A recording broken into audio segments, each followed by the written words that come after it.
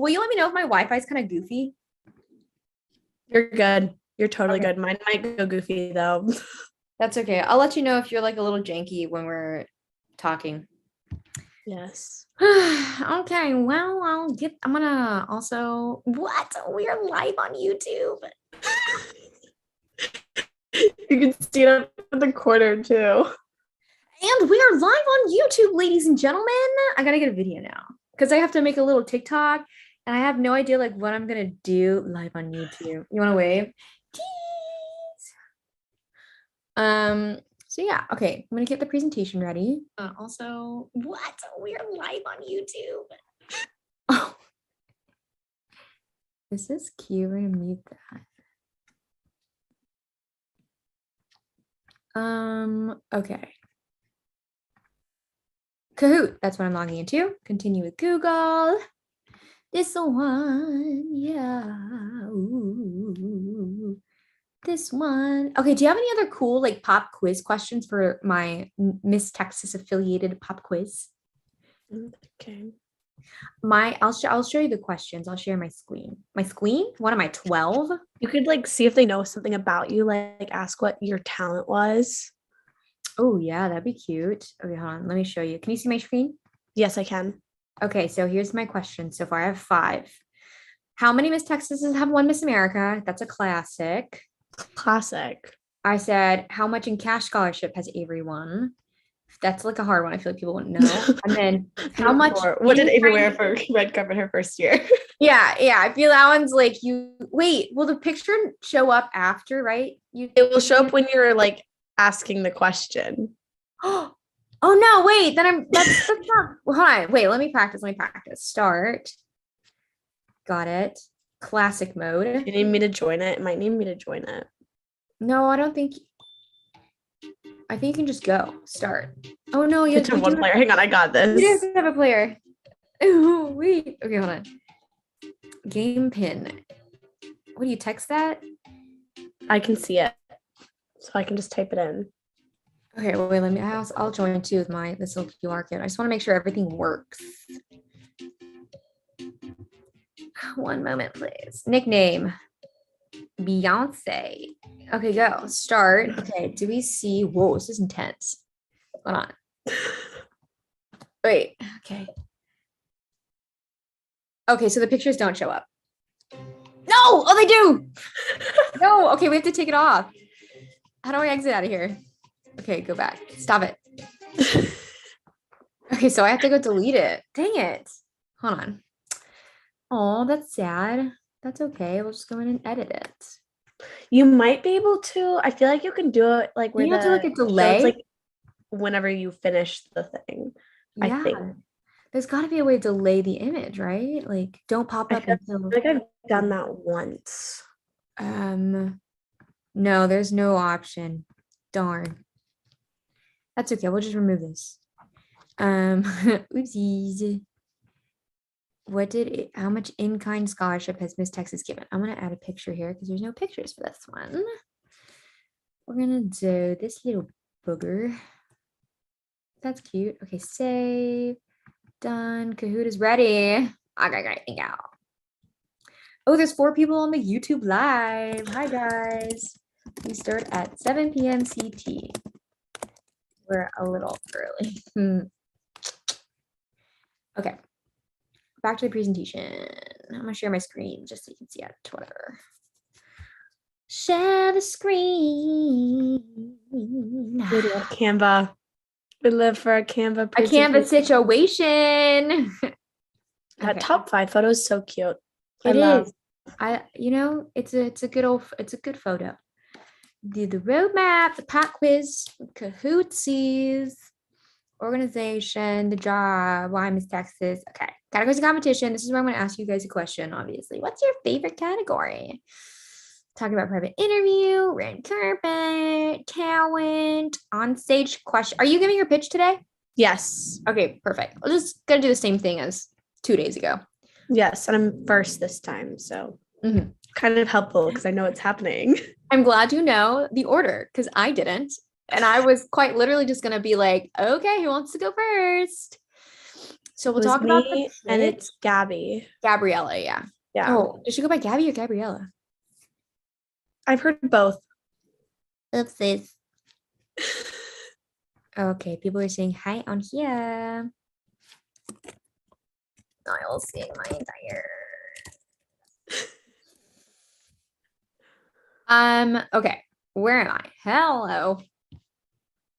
Paperwork, resume, headshot, fees, MEO agreement, social platform essay. Okay, resume, headshot. I literally took this one in front of a white wall with my iPhone today, just so I could It be like, works. yeah.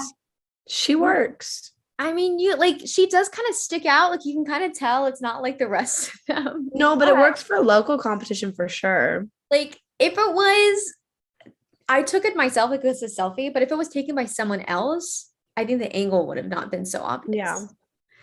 Yeah. Headshot, fees. Look at you back there. My little tiny head because I'm too short. Did you see the press release for the Galleria? Yeah, I just read that. I'm like Galleria North Park. I read the first sentence and I was like premier shopping destination North Texas. in North Texas. I was like, I'm like, we got Highland Park Village, we got North Park, we got Stonebriar, Galleria. no, I don't like Stonebriar. That's where I went all as a kid.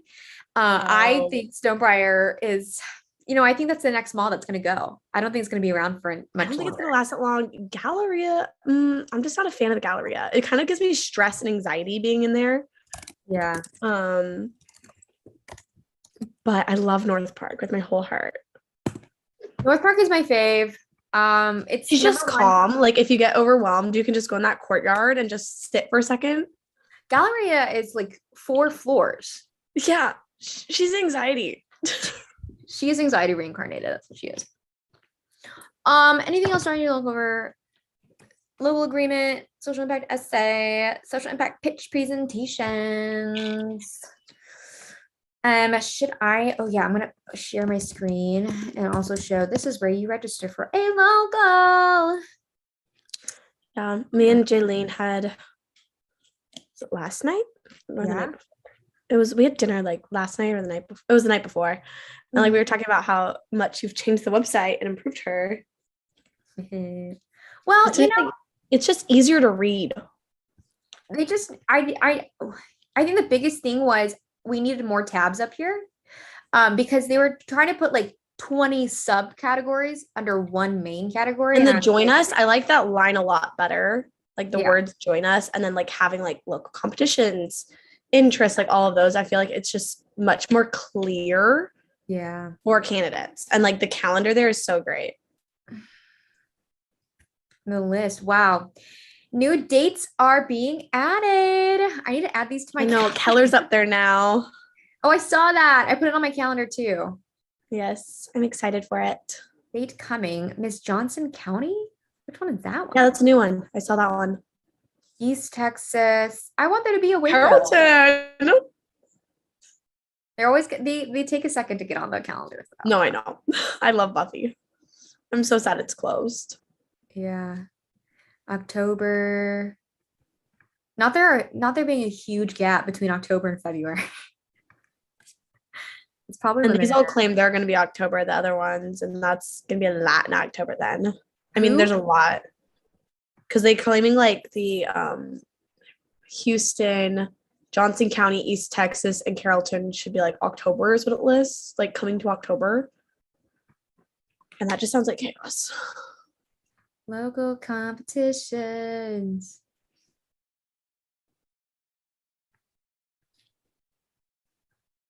Oh, what happens if I click on this? Ooh, okay. Oh, baby. Okay, this is where I was gonna go. I was gonna go, let's get started. And I want to go through, this is the Miss America registration. Wait, what is this? What is social media training? Oh, here. What did they do to the website? It's completely different. Member portal?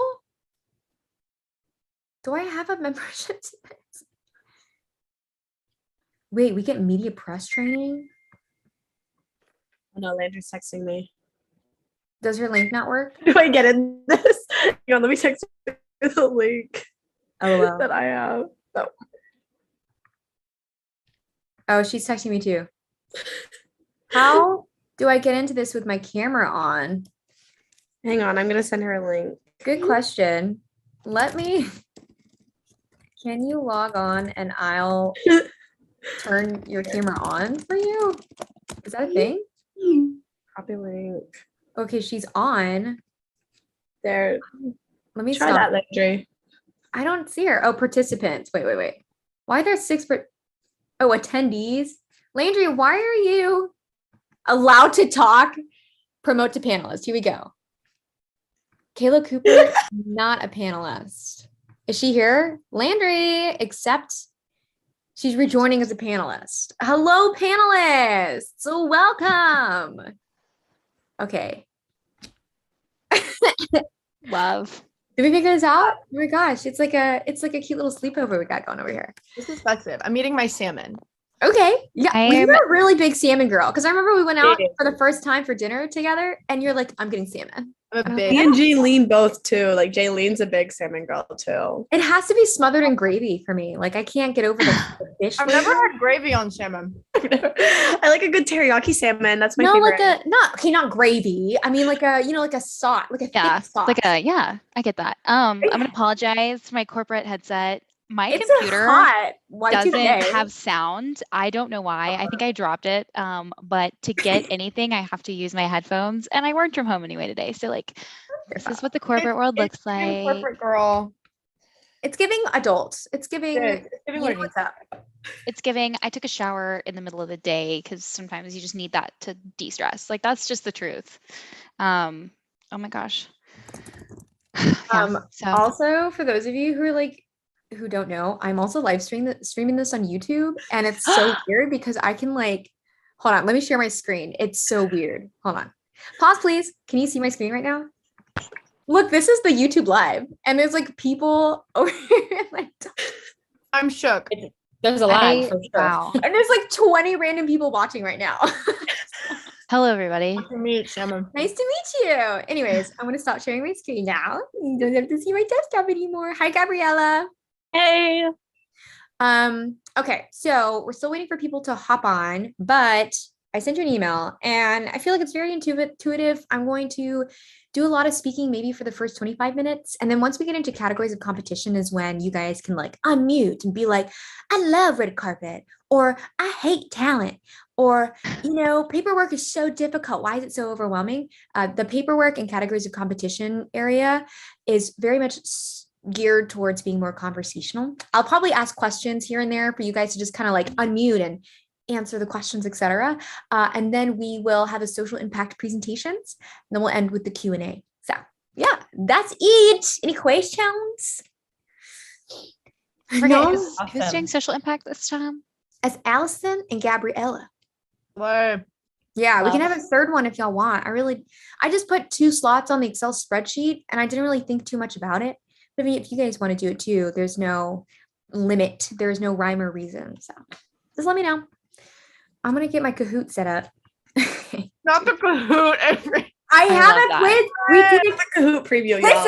Listen, ladies. We had a quiz, pop quiz portion at like the in-person one. It was scary. It was scary, but it was engaging. It kept people on their toes. No, Avery jump scared us because she would just yell pop quiz out of nowhere, like mid-sentence, and then just yell pop quiz. Like Alana at one point like jumped and like was genuinely scared. Let's see. That's so funny. I feel like more people should be on right now. I hope nobody's having any issues. Let's see. No, it's 6:48. Chill out, Avery. Chill out. Yeah, I think it was 7, right? Yeah, it was 7. Oh yeah, people are not gonna hop on. I don't hop onto any meeting until it's like starting, until I get the ping on until literally it comes up on my computer and it's like, so-and-so started the meeting. Oh no, I'm 5 minutes early, minimum. Well, there are officially 90 people RSVP'd, but I doubt 90 people are going to show up. I bet it's going to be like 45, if that. So a lot of people. Yeah. Which is great. Yeah. I will be concerned if like 80 people did show up, and then I'd be like, Jan, we need more locals. Like, No way. I feel like we just need, I would love to have a title that's like just absolutely so off the wall, like Miss Possum Kingdom or like So Tumbleweed Queen. Do you know Jewel LeBlanc? Miss Boots. Miss Boots Town. Yeah, I think so. Yeah. He was Miss Funky Town.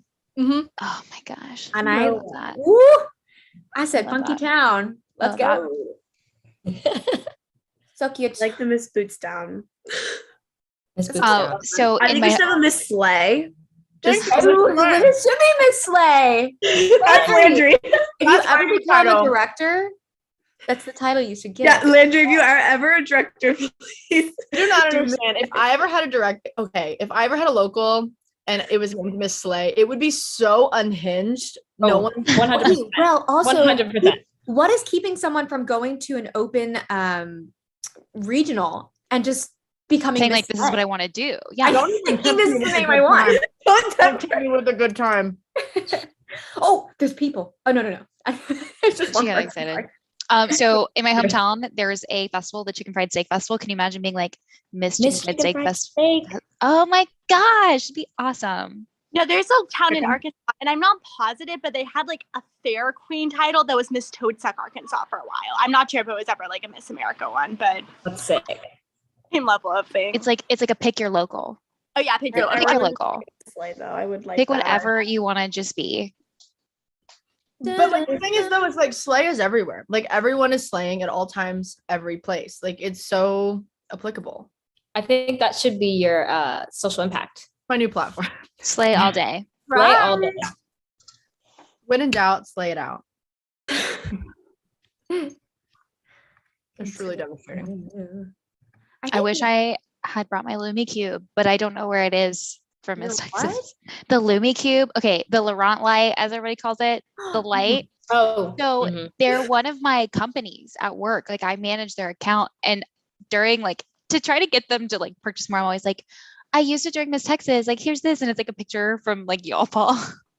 Here's me in my Lumi Cube. Here's me at work with my Lumi Cube. Influencer in the wild. Brand deal, please sponsor me.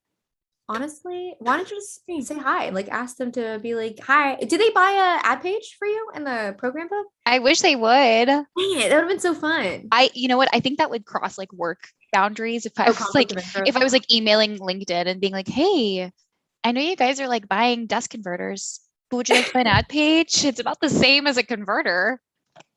Oh, whoa. I have so many controls over here, and it's kind of overwhelming. I don't know what that is. Magical.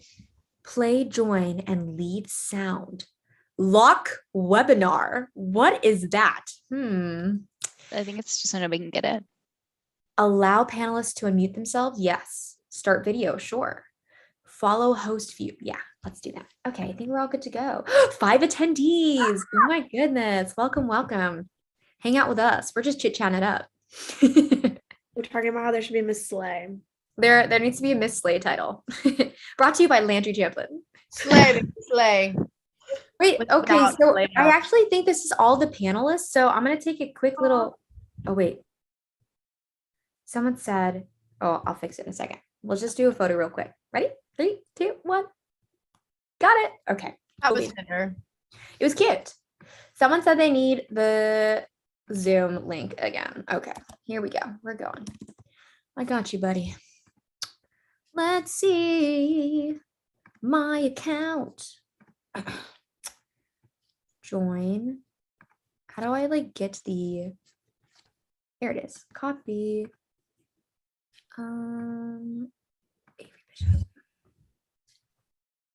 Where did that email come from? Who sent that to me? What email? Oh, to the Miss Texas one. Got it. Address not found. There you go. Should work. Okay. It's so quiet. I finished. I feel like I should play music. Landry, you ready to sing? I'm Surprise. ready. I was born ready. Did you have your thing? You're gonna sing one of her country songs? Y'all, no, I just came back from like an opening of a Hot Works in South Lake. And when I say it was a literal sauna in there, like I'm still wearing my dress and I'm still sweaty. Sweat. Have you ever done Hot Works? I can't do it. I've done Hot Works. I'm going on Saturday for the first time. They talked me into it, but okay. They are so good at You it. come out like a pool. You are drenched. I was already drenched in there and I have like so much makeup on. So that was devastating. But yeah, they convinced me to do it on Saturday, but I'm cycling in the Hot Works room. It's like cycle bar, but not, but not at all, but death. But they talked me into it because the girl that owns it has the same autoimmune disease that I have. And she was like, it fixed me. I said, it fixed you? And she said it did. And I said, well, fixed you. That's kind of scary. Sign me up. I know. It's something with the infrared. It like messes with your horn. I don't know. Interesting. I don't know what that means. It definitely does feel good. I have a Hot Works account. I've only been once though. So like, but like my boyfriend is a full believer. So is his mom. Like they are Hot Works people and they love it. I think it's just because it like the sweat, like it's like detoxifying or something. And I liked it too because I like a really slow paced workout. I don't like HIIT workouts. No, I don't. I would rather like pull out my eyelashes individually than do a HIIT workout. So I liked that. I liked that it was slow paced and I could do what I needed to. And also too, I don't like the big classes where people are like, you feel like you're looking at everybody and they're looking at you. I love just being that pod. It's just me and the little TV girl telling me that I am doing a great job. So Hot Works I recommend it. Really? Yeah. That's why I like cycle bar too. It's dark in there, so nobody can. I like the darkness. If you're gym shy, I recommend it. Yes. Yeah. Also, the thing about Hot Works is like they're literally everywhere. Yeah, they are. There's like a monopoly. What is it? Every corner. Go ahead. What is it? It's just Hot like a workout thing. Yeah, it's like so it's infrared saunas, and you go and you work out in the infrared sauna for like 15 minutes or like 20 minutes, or something like that, and you just get really. It's like Avery, hot yoga, do you but go? working out. Yeah. Avery, do you go to John Reed? I do go to John Reed. You love it. Or is it worth it? Here's what I'm going to say. I go because I see my personal trainer there and I got a really good starting membership fee because we did like a whole influencer campaign situation. It's very much Instagram. Like when you go, you feel like you need to be in a matching set at all times. And you can't wear like an oversized t-shirt, even though I do, but everybody's there like carrying camera equipment and like filming themselves. And I'm okay with it because I get it. Like their influencers are getting paid to do that kind of stuff, but I'm not a fit influencer and I will never be. So, you know, you just got to be prepared for the influencers in the wild at John Reed. Overall, cool aesthetic vibes. They've got Celsius in vending machines.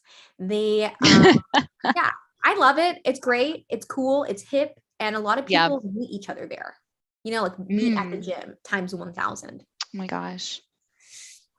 So it was like all over when it opened up and Cole and I were like, should we do that? And then he was like, I'm so scared. And I was like, I think it'd be fun. I think like the DJs, they have the DJs and all like they do. They have live DJs on they have live DJs Monday through Thursday. Then Friday night, they have like a live HIIT class in the entire first floor of the gym. And then they have sort of like a Zumba salsa club dancing situation where there's drinks and stuff. And then on Sundays, they have a brunch DJ. They bring in like sangrias and mimosas and it's bonkers. You know, if I try to explain that to someone from a different country, they're probably they'd be like, yeah, you're done. You're done. You're done. Go home. But it's crazy. I don't know, guys, if Miss Janice Lee is joining us tonight. So I gotta like make sure I look out for her in the thingy. Okay, I don't see her. She did come to the in-person one, which was nice. She might not come to the second one now because she knows I can do it. We did it. It's fine. We didn't set anything on fire, which is that's a big plus. You know, I've never felt so insecure at 25 than hosting an in-person workshop. Really? You did wonderful. I was so scared. I don't know. I just thought nobody would come and people would flake, you know? But people showed up, so that was nice. I feel like cry. Oh, go ahead, Oh Madison. no, you go ahead, Allison. I was gonna gonna say we didn't make anyone cry, but then I was like, oh no, people did happy tears when they got the free entry fee. So Oh, they can't say did. that. Yeah, one of them Yeah. did cry. Did both of them cry? Both of them cried. No, stop. I think no matter how, like, don't feel insecure, because there were so many people I think that really felt the love that we were trying to convey. And I really hope that people feel that through this. But I think that room was just filled with like love and You were just there to enjoy good And you know, energy. And did you meet up Sarah? Did you meet oh up my Sarah? gosh, yes. She sent me a Yes. screenshot. She's already registered for 2 locals. I literally was like, Oh my Dang. gosh. Okay, good. I was I said, I gotta go. I gotta drive. I gotta go watch you. Aggie girls stick together. Gosh, Not the I'm super Aggies. excited about that. I think there was a lot of girls. I think their biggest thing from what I heard was talent. And they were like, what am I gonna do? Like, I'm not a singer, I'm a dancer. And I was like, literally do anything. Like Jan, Literally anything. I must be a very like, things must stick when Jan says them, because my whole talent changed when she said, you need to do something you can do backwards, forwards, upside down, asleep, sick. And that's what I just was like, if it's something you're good at, you can do it, no matter if you have laryngitis or not, you're good. We're at I 24. had people asking me a lot about platforms and like, how did you find like that? Like, Yeah, that one's hard. And so like I was feel talking to like one girl, and she was talking like she was asking me about like my major, and like, and she's like, I'm a woman in STEM, like I want to do genetic stuff. I'm like, make your platform about that. Like, because she was struggling to come up with a platform, and like there's so many women in STEM that like just like having someone to go to about that is so helpful. And like another girl was talking to me because she wanted to do a platform dealing with being like a survivor and overcoming that. And so like she was asking me like about my platform and how that translates. And so like it was really great just like hear how passionate these people are. You're breaking up. How excited. Pause. Also pause. So we have 25 people on right now. Hi guys, welcome. It's 7:00. We are going to hold for about, I'm going to say 7 to 8 minutes, just to let everybody hop on and figure out, navigate the Zoom situation, because it can be a little complicated. And I'm getting a couple of emails where they're like, where's the Zoom link? So I have to navigate them. Please sit tight. And if you're sitting there and you're kind of like, you see someone you already have a question for, like if you're fangirling someone, please feel free to drop some questions in the chat Q&A function. And we're going to have that Q&A panel at the end. Okay, cool. We will start the official programming at 7:09. Let's call it that. That is so official. So 7:09. I think 7:10 is a little too intimidating. What about 7:11? Yeah, it really keeps 7-Eleven. coming into our seat. We'll start at Yeah, 7:11. 7-Eleven. It's a Texas brand. It's a Slurpee day. Get yourself a slushie. Get yourself a snack. My Postmates Texas Slurpee. Like I was talking to Danae about this at Chapel Send Off. I was like, my one rule was that I was going to get my wild cherry bright neon red Slurpee Postmates Texas, and I went to go get one, and the machine was broken, and I like had like a meltdown inside a 7-Eleven over this Postmates That's Texas. devastating. I feel I like haven't gotten it. Danae goes absolutely feral for a Slurpee. Like she loves them. No, we had like a 30-minute so funny. conversation about Slurpees. It's the word feral for me. That's I my love new that word. favorite thing to say. That one's a close second to Slay. I don't know. Ooh, we already got Courtney. Q&As in here, guys. Oh, we do. Courtney, I was going to ask, how is your teacher summer? Oh, Are you enjoying it? Are you having it's just like over. what? You've already Over? back? Yeah, so today I'm the assistant director of our drill team, and our officers and like social committee met up at the school today, and we got there at like 9, and I didn't leave until 4:45, 5:00. So I'm like full back into the swing of things. I honestly had a great summer of like 3 weeks of doing absolutely nothing. So I'm kind of ready to go back to work, but I'm also like not ready to go back to work. Oh, Yeah. What grade do you teach again? Do you strictly only teach the dance team? I teach in the dance department, so I teach dance classes all day long. And at our school, in our district, you can take dance for a PE or fine arts credit. So I teach all grades. So like sometimes, mainly dance 1 is like mainly freshmen. So I like to say I'm a freshman teacher, but we also have the odd like senior that never took PE and needs a PE credit. So now they're taking I dance. love that. I was that senior. I was that senior. Love it. And Love it was only general PE was all that was offered. I used to go to the academic advisor and beg her to let me be like an EA. So pretty much for like 4 years of high school, I just like did papers and checked people in and was like, yeah, you can come in, or organized drawers, like, and it was awesome because I didn't want to do like, I didn't want to sweat. I didn't want to sweat. There are a lot of kids where I'm like, take something else. Don't take dance. Because they sign up for dance and they're like, oh, what? We have to dance. And I'm like, yeah, go take PE if you don't want to do that.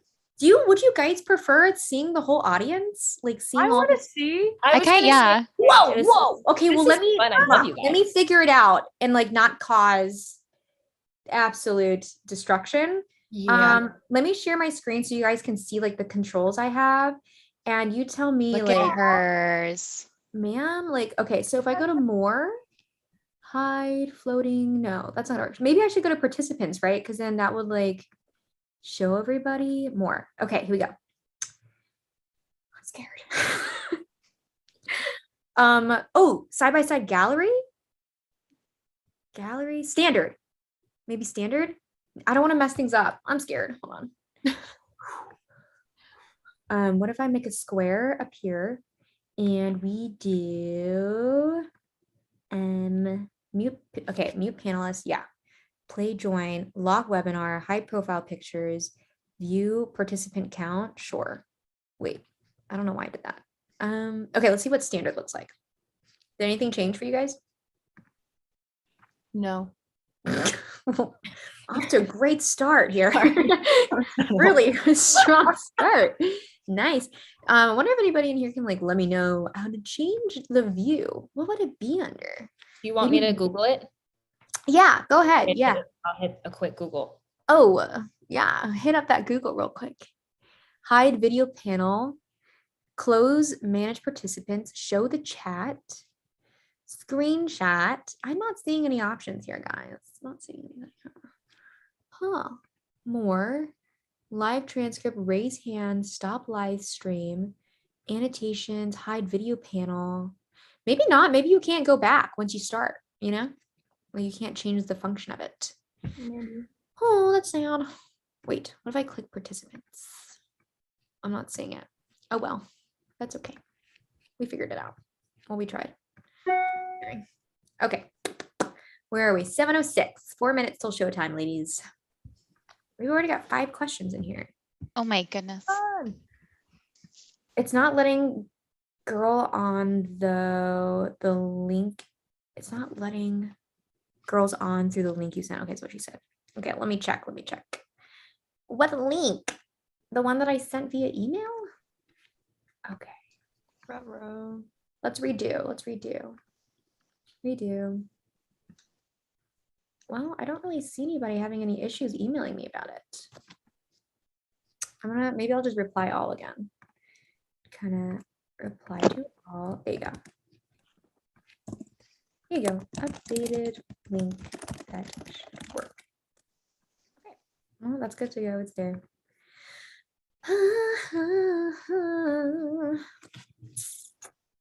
39. What? 33. Perfection. That's a lot of people. It is. It's a Wait, little bit. People. It's so exciting. Hello. Exciting. Tip cheerio. Avery. What? What's Avery. up? Hi. Okay, so this is saying that you can like hide non-video participants. So I wonder if you can just like undo that. So it says go to start video menu. What? Start over. Oh, it says start video. Like that's like the little button. And then it says video settings. Choose video settings. I don't know where that is. Video settings. Okay. Okay. Hide non-video participants. Is that checked? No, it's not. Okay. I tried. Yeah. I think It's that's okay. the closest thing. Let's see. General, enter full screen, copy invite, blah, blah, blah. Audio, share screen, chat. I think that's it. I don't think we can go back. We got to go back. Dun, dun, dun. Dun, dun, You're stuck. dun. You're trapped like glue. We are. All right, ladies and gentlemen, 2 minutes. 2 minutes countdown. 2 minutes. Oh man. Play join, mute panelists. There's got to be a way. There's got to be a way. There must be a way. There must be a way. Hide profile pictures. What if I make everybody a panelist? That could work. Chaos and Let's do that. That's too much work, guys. We're just gonna stick with this because they can see us, and so that also like they might have not been prepared to be on screen. You know, you don't want to see them. Okay, I think that's it. Right. One ditch effort. Let's see what I can do. No, there's nothing I can do. I don't think there's anything. One of the conversations I remember from Miss Texas, because I honestly don't remember a lot from that week. I don't know if anybody else is like that. But I remember talking to people about not wearing earrings and how you feel naked. Yeah. And I don't have earrings on right now. And I'm like, I need to go get some. I need something dangly. It was like the eye twitch from me, Courtney. You were like, not the earrings. No. Giving slay. It's too late now. It's a lost cause. What is this? Close this. Also Okay, I'm the way gonna do one I have- last sweep on my email real quick. No, you can continue talking. No, you're good. It's also the way I have like 7 pairs of just gold hoops. Mm-hmm. Just cycle through the gold hoops. I think I have like a car 6. pair and like a purse pair and a room pair. That's like I'm with sunglasses Mine though. was slightly Like different, though. Like car thicker, pair. and then I have like skinnier, and then I have Exactly. like smaller. And if So, they're like, mine- misplaced, like what do? You know what I'm saying? Yeah. You always need a pair. You always need a pair. It's They're giving- essential. I'm just now like room temperature after that event. That took a good 20 minutes. I'm glad you cooled down. It was gross. I'm so glad because I think this is a perfect segue into starting the program. Okay, so if you guys come across anybody who is having difficulty logging on to this Zoom, say a friend, a parent, a sister is trying to log on, it's just like, I don't know how to do this. I'm going to drop the link to the Zoom in the chat box so that if you guys have their if you guys have their phone numbers, you can send that to them very quickly and they can hop on. I'm going to go ahead and share actually, before I share my screen, I'm going to let the panelists introduce themselves.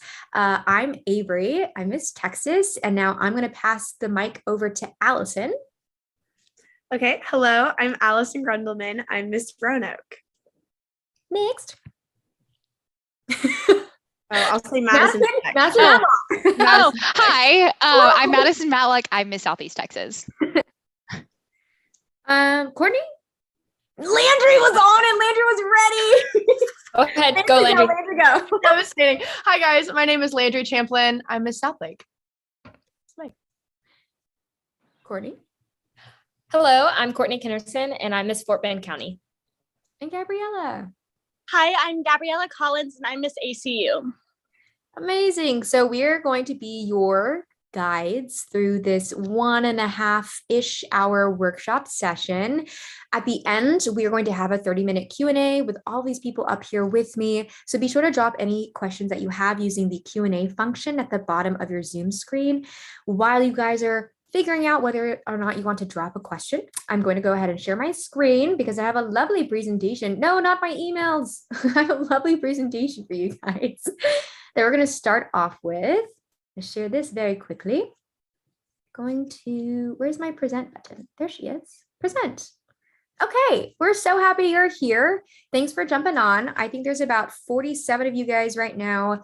Wow, that's a lot. That's probably double the amount that came to the in-person session. So again, thank you for taking the time to chat with us. This is meant to be a comfortable, safe space for you to ask questions that you have about the whole process of becoming a candidate and joining the Miss Texas Sisterhood. All right, let's get started. So this is what you can expect through the workshop today. I am first going to introduce myself, describe sort of the journey I had starting off with the Miss Texas organization, why I decided to compete. Then I'm going to describe what the job of Miss Texas is. Like any job application, you're going to want to know the roles, the responsibilities, the expectations of what you have to do once you receive the job that you applied for. Otherwise, you're not going to want to commit all this time and energy, and then you win Miss Texas, and then you're like, I didn't sign up for this, right? So I'm going to describe what that job entails, what I am currently doing, and what I'm learning. Then we'll move into categories of competition. This is where you're going to hear a lot more from all the panelists up here. I'm going to ask them many questions about their process of choosing, for example, their talent or how they chose their red carpet outfit. Then we'll move into paperwork. This is the section where people are like, paperwork can be overwhelming when you hear that word, but I don't want it to be intimidating at all. I and the panelists up here are going to answer as many questions for you as possible, and we're going to make the process of going through all that paperwork as easy and efficient. Don't let the word paperwork scare you. It's not that bad. There's only 5 things you need in total when you register for your first local.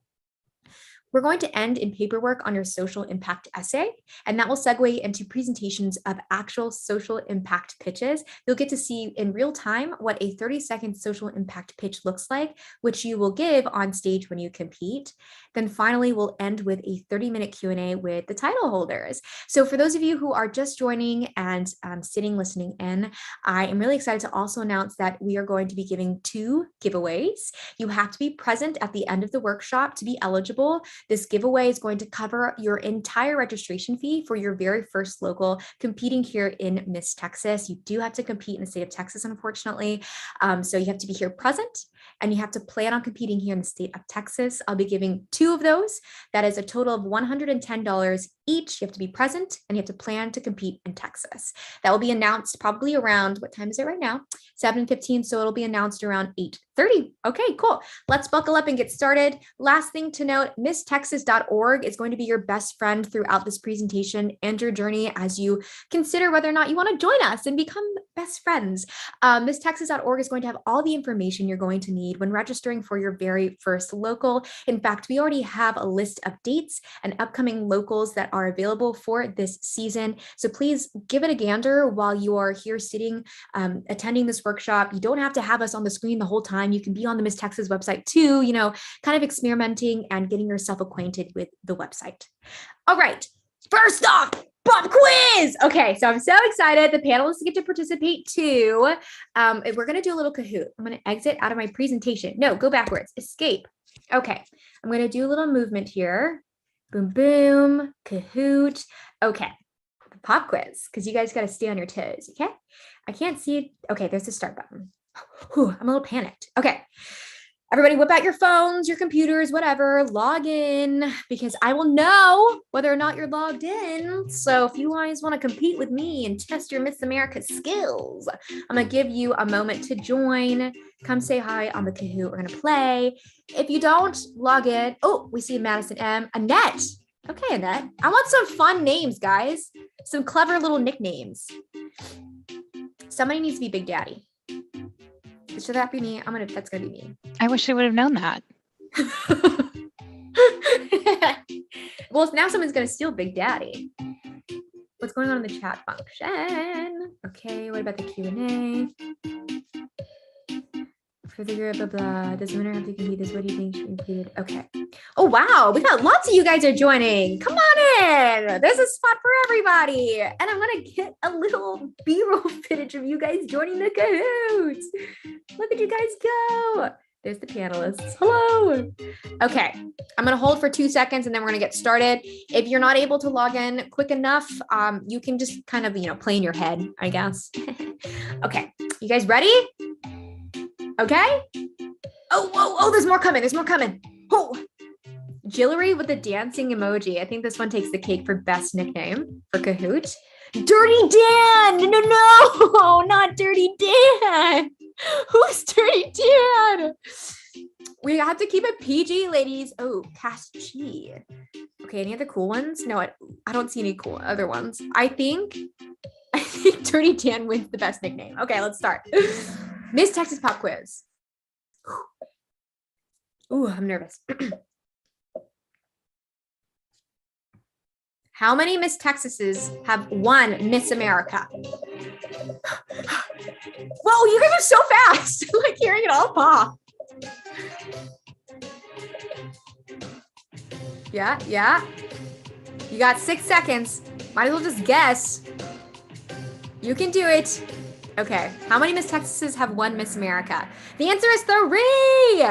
3 in total. And we've been around since 1937, I think, is when we had our first Miss Texas competition. We've only 3 is a good number. 3 is a good number. She's whole, the human mind likes things in 3s. Okay, next question.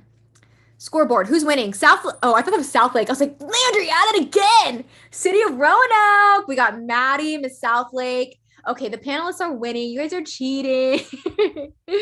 How much in cash scholarship has Avery won in the Miss Texas competition? Emphasis on cash scholarships. It's different from in-kind scholarships. Landry's face.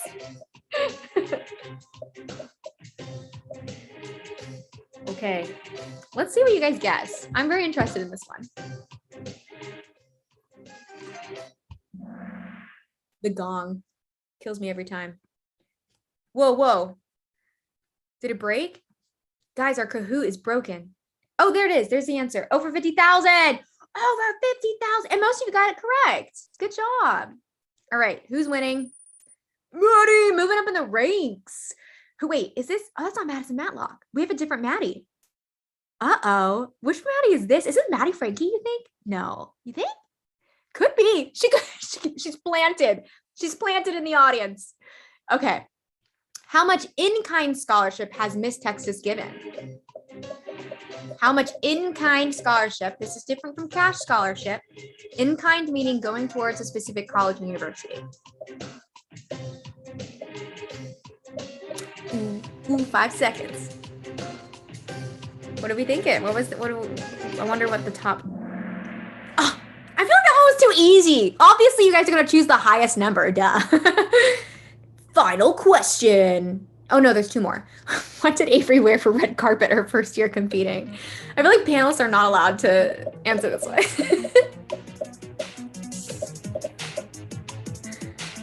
Wait, Allison, the picture didn't show up. I was wrong this time. Did you remove it maybe? Maybe. I don't know. Okay, what did I wear my first year competing for red carpet? I'm very interested to know what you guys think. Oh, okay. Well, that was a trick question because I did wear my old prom dress for my first local, but at state, I wore a pantsuit. So I will give it to the blue and the gold people, okay? I should have clarified. Okay, who's City of Roanoke is in first place. Last question. Here we go. How much scholarship did Emma Broyles, Miss America, win this past year? She's such a cutie. Look at her. I have a fun fact after this once you answer.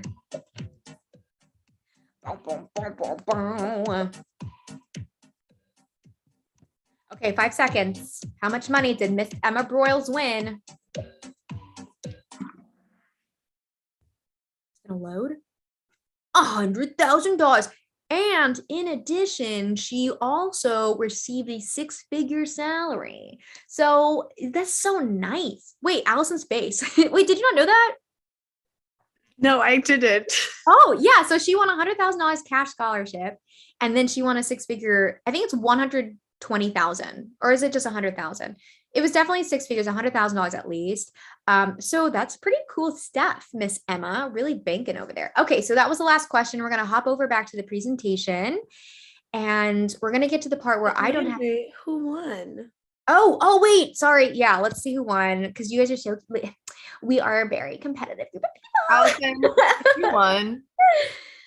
Let's see who won. The podium. Why is this so intense?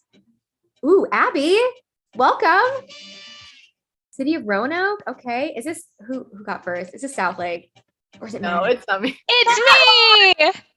Oh, okay. Hey, I was really close, Landry. I was really close. I was fourth. Fourth place. Okay, so let's move on. Let's get into the nitty gritty of competing for your first local in the Miss Texas organization. Let's learn a little bit more about the organization itself, what it stands for, and why you should consider joining.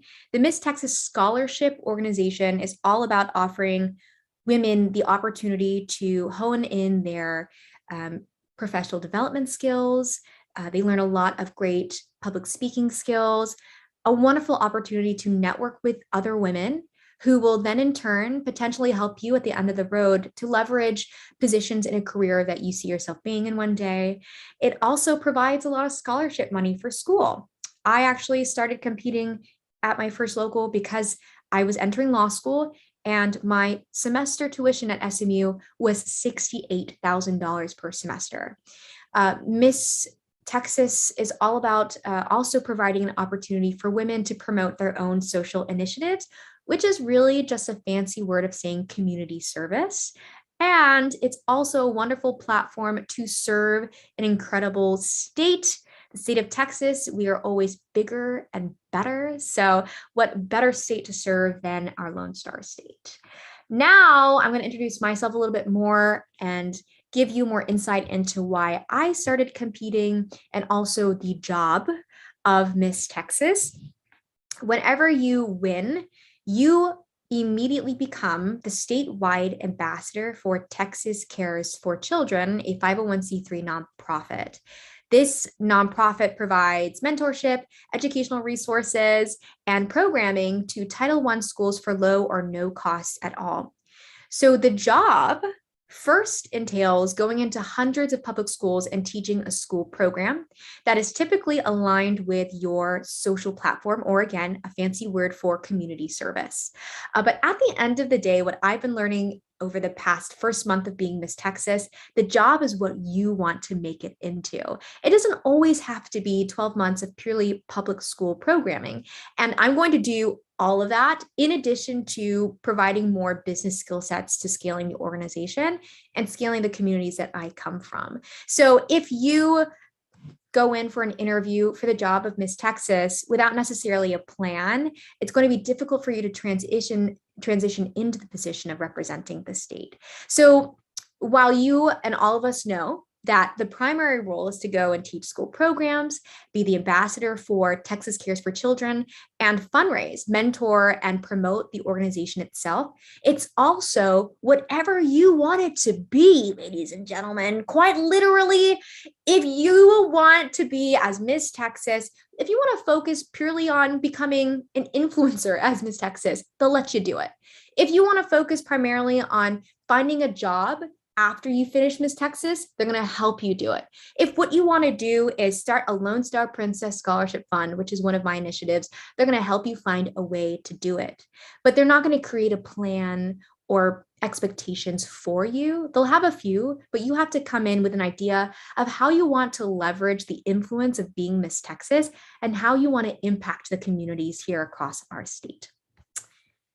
Why did I start competing at Miss Texas? When I was a kid, probably around 9 or 10, I did my first pageant, but it was a very local, cultural-based pageant in North Texas called Miss Teen Asian American Philippines. It was really long, and I won, and it was so much fun. The only reason my mom let me compete in that pageant was because I had an opportunity to represent my heritage. It was also a great way for me to reconnect to my mom's culture and heritage as well, since I'm only half Filipino and I didn't get to experience a lot of her Filipino things over in her home country.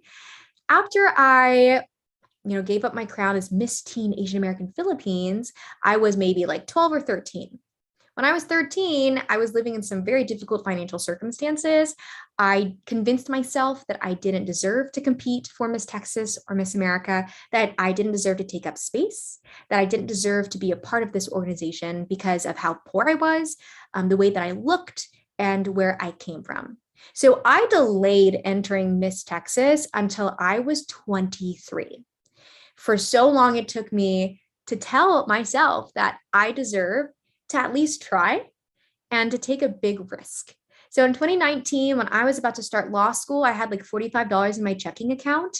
I borrowed a suit from my mom's closet. I wore my old prom dress. I watched a bunch of free YouTube videos to prep for an interview. And then I decided, let's do our first local.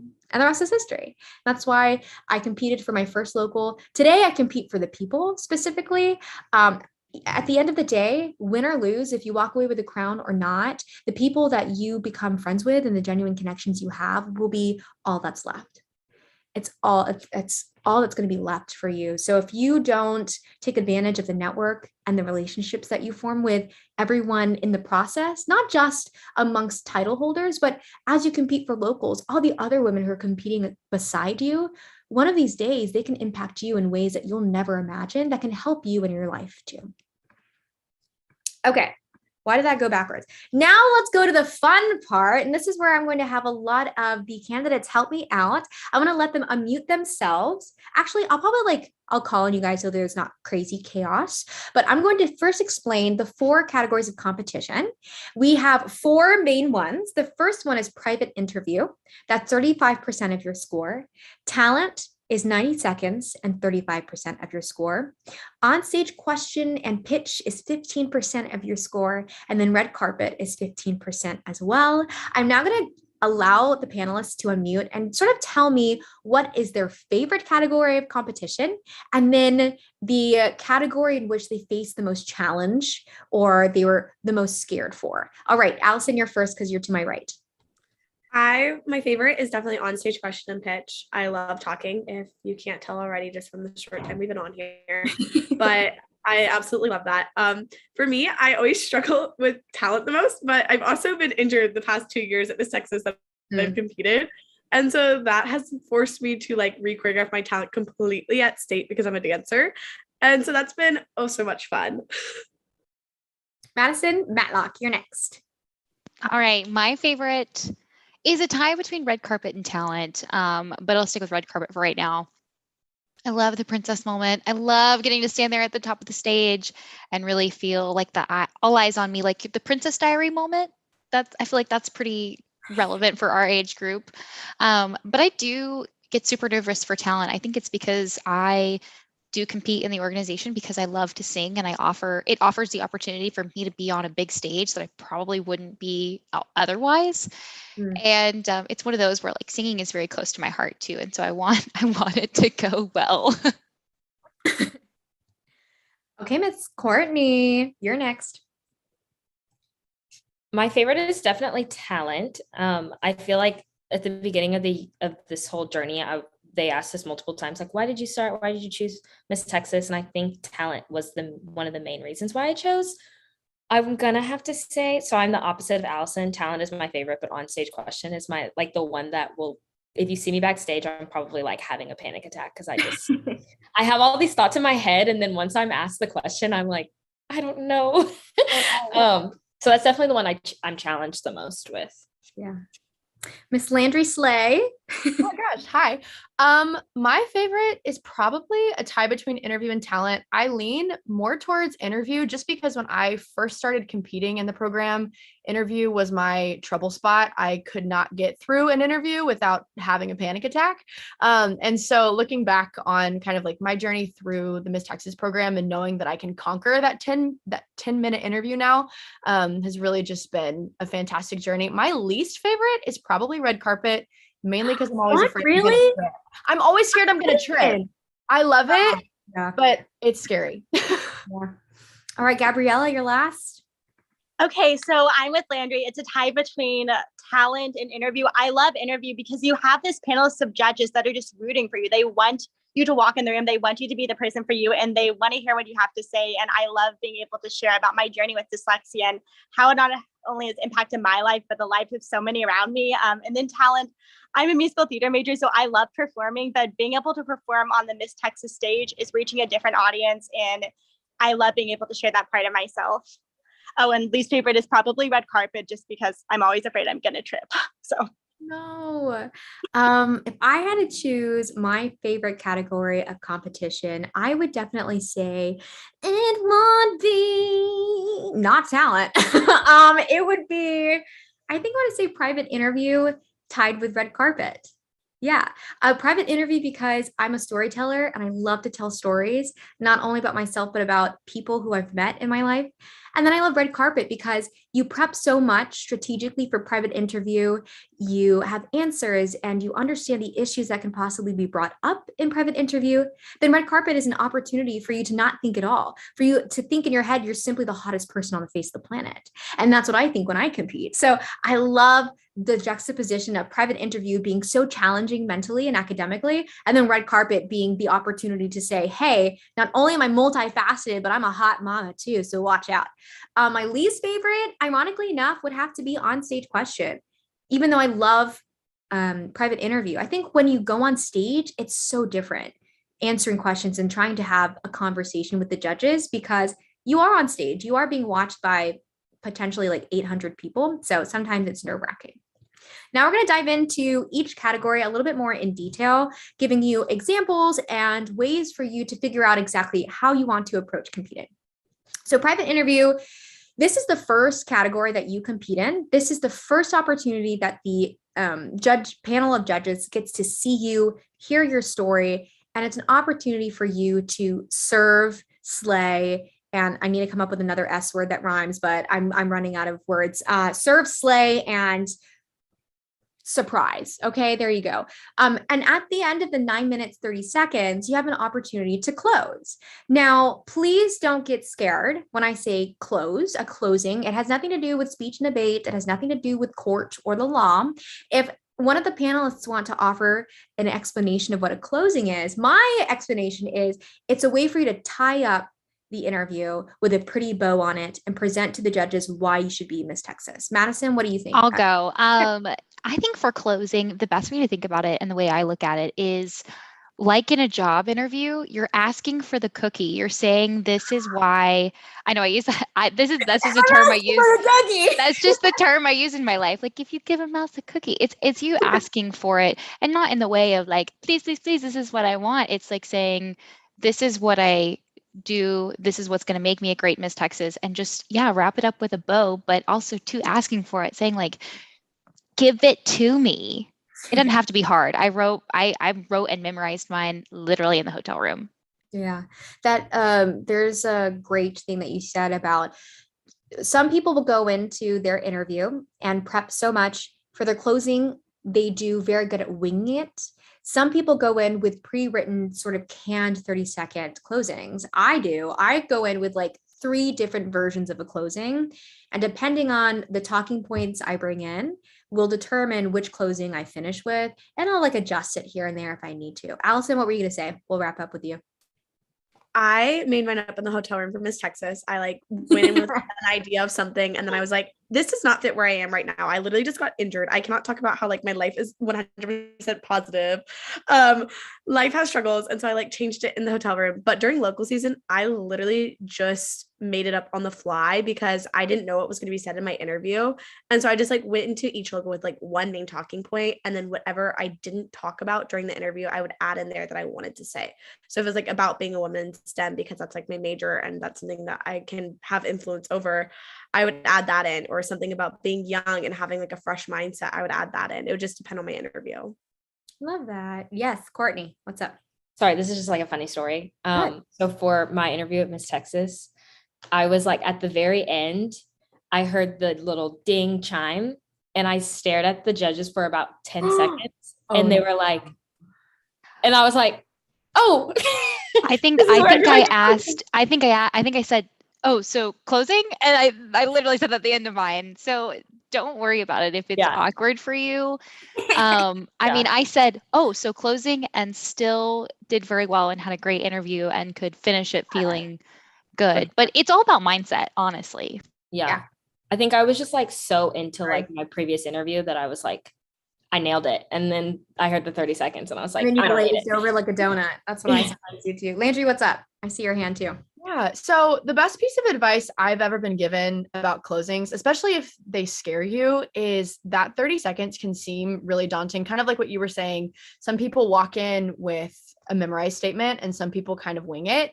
I've always been one of those people that's really in between. But the best piece of advice I can give you if you are nervous about that 30 seconds is use that as an opportunity to recap everything that you've already talked about and remind them why those stories that you told or those skills that you talked about that you bring to the table, why those are important, not only to the job of Miss Texas, but important to the growth of the organization as a whole. And as soon as somebody told me that it's kind of just a recap moment, and if you have time to add something extra, amazing. But that definitely took the pressure off of me. So going into local season, if you get through your interview and you're like, I don't know what to say in these last 30 seconds, think back on what you've already talked about and use that as an opportunity to tie up that bow.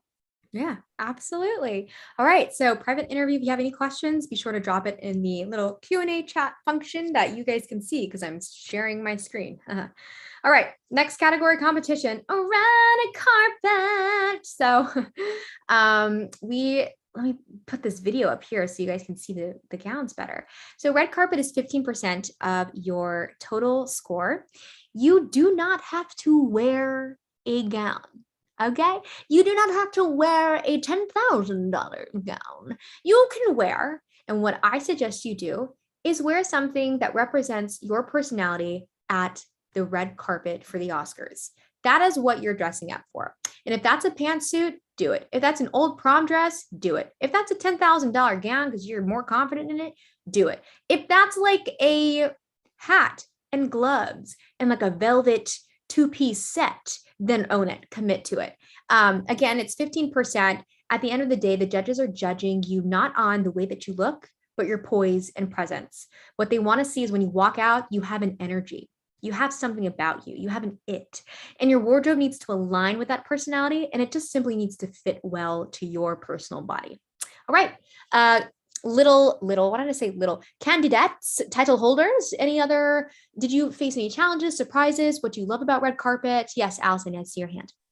I said this at the last workshop, and so if any of them were there, I have never purchased a gown for a Miss Texas competition. I actually borrowed from Miss Landry Champlin for local season. Got desperate and contacted her. My directors had a dress store that actually does rentals, so very affordable option. But they allowed for me to borrow a dress for Miss Texas. And then the year before, I borrowed from a friend, and it was a very expensive dress that I was very lucky to be able to borrow. But you can, I'm sure, find someone that has a prom dress. Maybe you loved your best friend's prom dress. You could ask them, hey, could I borrow that for a pageant? I'm sure someone would be willing to help you out. You can also look on Facebook Marketplace for some really cheap, affordable options too. Poshmark. I actually said this orange gown is being shipped out to California for someone to use in their local. So all you got to do is send an email, direct message. We are so willing and able to serve you, to help you, to make the process easier. And if that's letting you borrow a gown and loaning it to you, and then simply like paying for the shipping to ship it back, I'm down, details, time and date. Let's go. Let's make it work. Any other comments about red carpet? You guys good?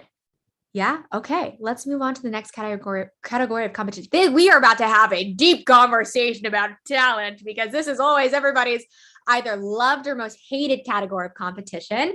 So here on the left, this is Madison Matlock, and this is Landry Champlin. And then obviously it's me. We all won our preliminary talents, and then Landry won overall high point. Talent is 90 seconds, but you don't have to use all 90 seconds. In fact, you can do like a minute and 15 seconds if you can get your point across. And talent does not have to be singing or dancing. I'm sure how many are there? There's 52 of you. 52 of you are probably sitting there thinking, what am I going to do for talent? In high school, I did poetry competitions. I did slam poetry. I competed for state, etc. Slam poetry and monologues could work. We had a balloon artist one year who did that for talent. We had someone sign language as her talent to a song and sort of like performed it in a costume for The Greatest Showman. Talent does not have to be within a particular type of box. It can be outside the box, whatever it is you think is a talent. I'll end with this and let the other title holders sort of give their 2 cents. Miss America 2019, I think it's Camille Schreier, was 2019. She did a science experiment for talent. It was a little scandalous. People were like, oh my gosh, like not her blowing up things on the stage, not her at a table with chemicals.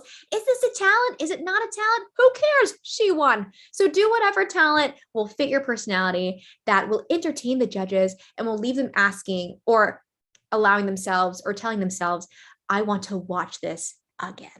All right. Any comments, challenges you guys faced? How did you pick your talent this year? Yes, Landry, I see you. Go. Okay. So a brief story time. I have always been a singer. I grew up a singer. So there was no doubt in my mind that I was going to sing for talent. But song choice, with it being only 90 seconds, is really challenging. And I know that I've talked to a lot of women that are looking into competing about this, and it is a struggle. But my first few years that I competed as a teen candidate, I sang Don't Rain on My Parade. I sang it 3 times because if it ain't broke. But then when I aged into Miss, I started competing in Miss when I was 17. So I was the youngest youngest in the competition. And I felt this really just innate need to sing something that quote unquote aged me. So for 2 years, I sang How Great Thou Art, the Carrie Underwood version. And it was just not me. It was just not me. And I did it because I thought it made me seem older, made me seem more mature. It was quote unquote more Texas. It was more old school. And when I made the decision to come back as Miss Southlake this past year, I said, okay, we have to revisit this musical theater side of ourselves. I'm a musical theater student. That's what I do. That's what my career is going to be. And so for me not to perform something musical theater-esque just didn't really make sense. So this year I was scared. I didn't really know how it was going to land because I'm still on the younger side of competing, but I sang That's Life, the Frank Sinatra song, but it's the version from Smash, the Broadway musical TV show moment. It's iconic. But I can tell you that looking back at my week of competition, I just felt so much more like myself. I just felt so much more confident because it was an extension of who I was as a person. And so I would just say that even if your talent is not singing or dancing or something considered, the norm, regardless of what it is, make sure that it is an extension of you and it's going to add to your confidence throughout your competition. Talent should not be an added stress. It should not be something that you have to worry about. You should be excited about it. And just to add on to what Avery said too about some creative talents, to give y'all some ideas, we've had people do speed painting before. Yeah, that was cool. That was epic. We've had people do coding before. I know we have a lot of women in STEM. So if those are things that fit within your vibe, the last one too, I've seen somebody decorate a cupcake on stage before at a local. It was epic. That's interesting.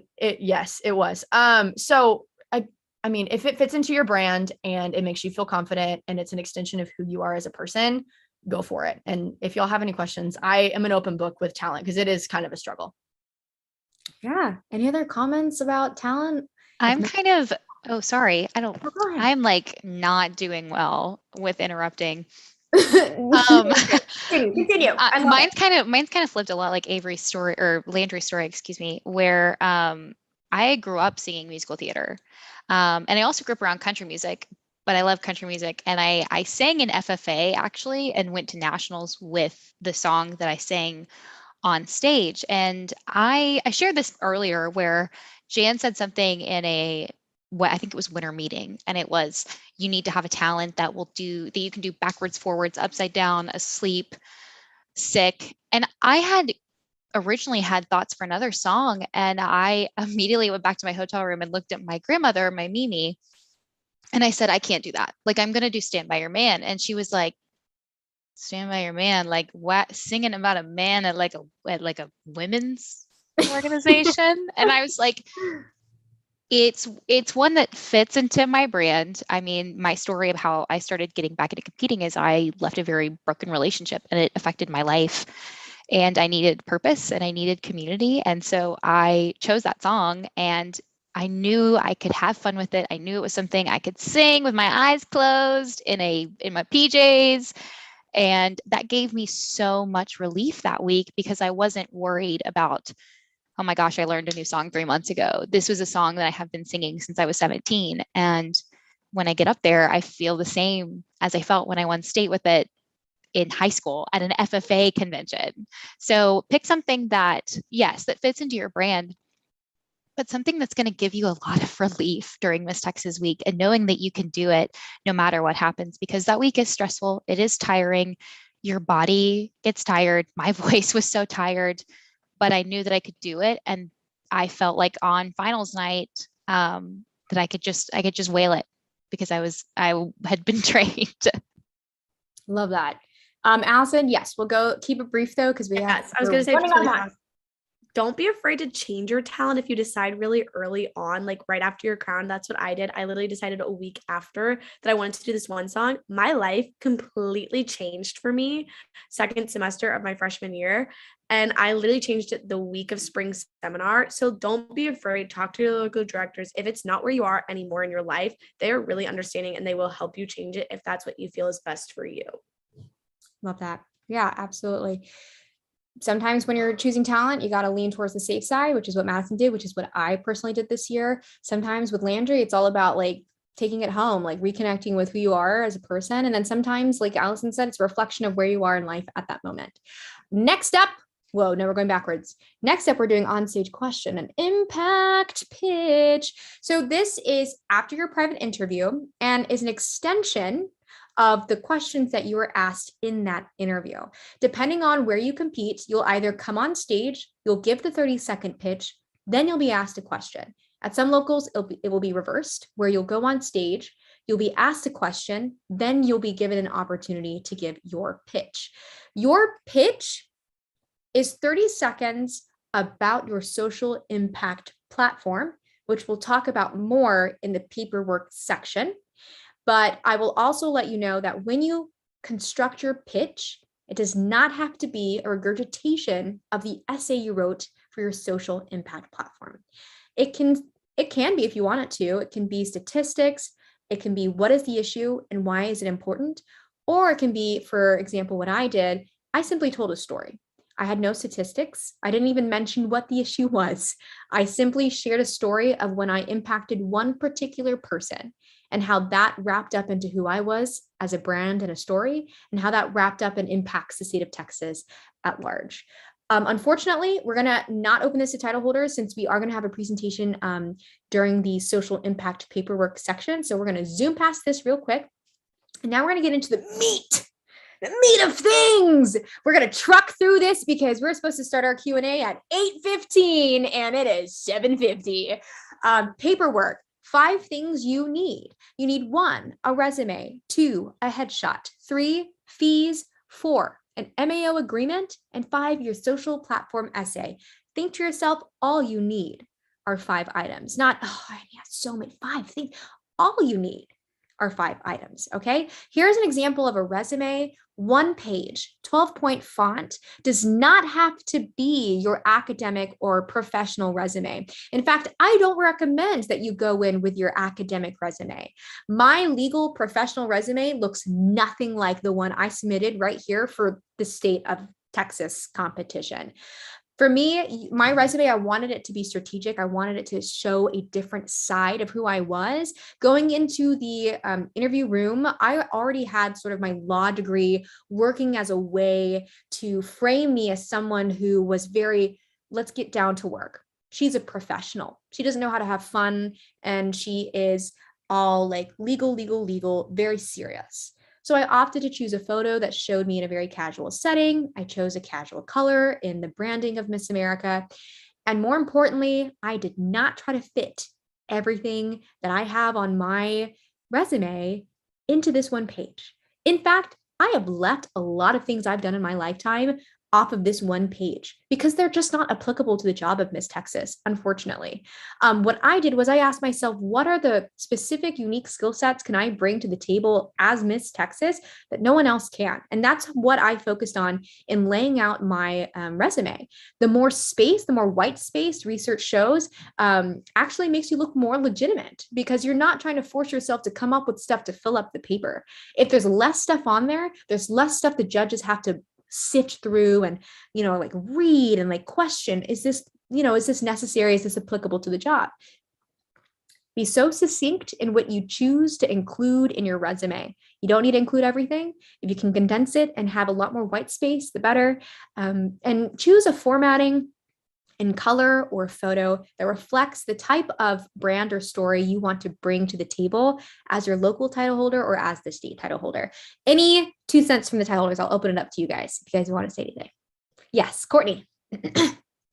Okay, I would definitely say whenever I was doing my paperwork, even for the locals that I did, you want to keep it as concise as Avery said. But also something that like you can jump off of. So like have like a little blurb of something that you did, but make sure that it's something that you can expand on and then relate to what you're actually applying for. I personally, this was one of my favorite things about Miss Texas and like my journey this past year was getting to do my paperwork. I had as many people as possible to look over it and kind of ask me questions about it. So I was ready because a lot of times when judges are asking you questions in their interview, they're asking you things based off of this. So they want to get to know you past just a sheet of paper with bullet points about you. So definitely include all of the things that you are finding relevant in that moment, not things that you did when you were in 5th grade, not things that you plan on doing in the next 10 years, like things that are relevant about you right now. Agreed, Courtney. Way to bring it home. Anybody else? Trying to like what is this thing doing? I had something fun on my resume, and I think when we think of a resume, we want to add just the things that we've done and what we're going to do and what makes us really special. But sometimes the things that make you special aren't necessarily the literal things you've done, but stories you want to tell. And that's what your judges are going to ask you what's on your resume. And so you can put stories on there. Like one of my little lines was the biggest risk I've ever taken, because my school program is driven in healthy decision making.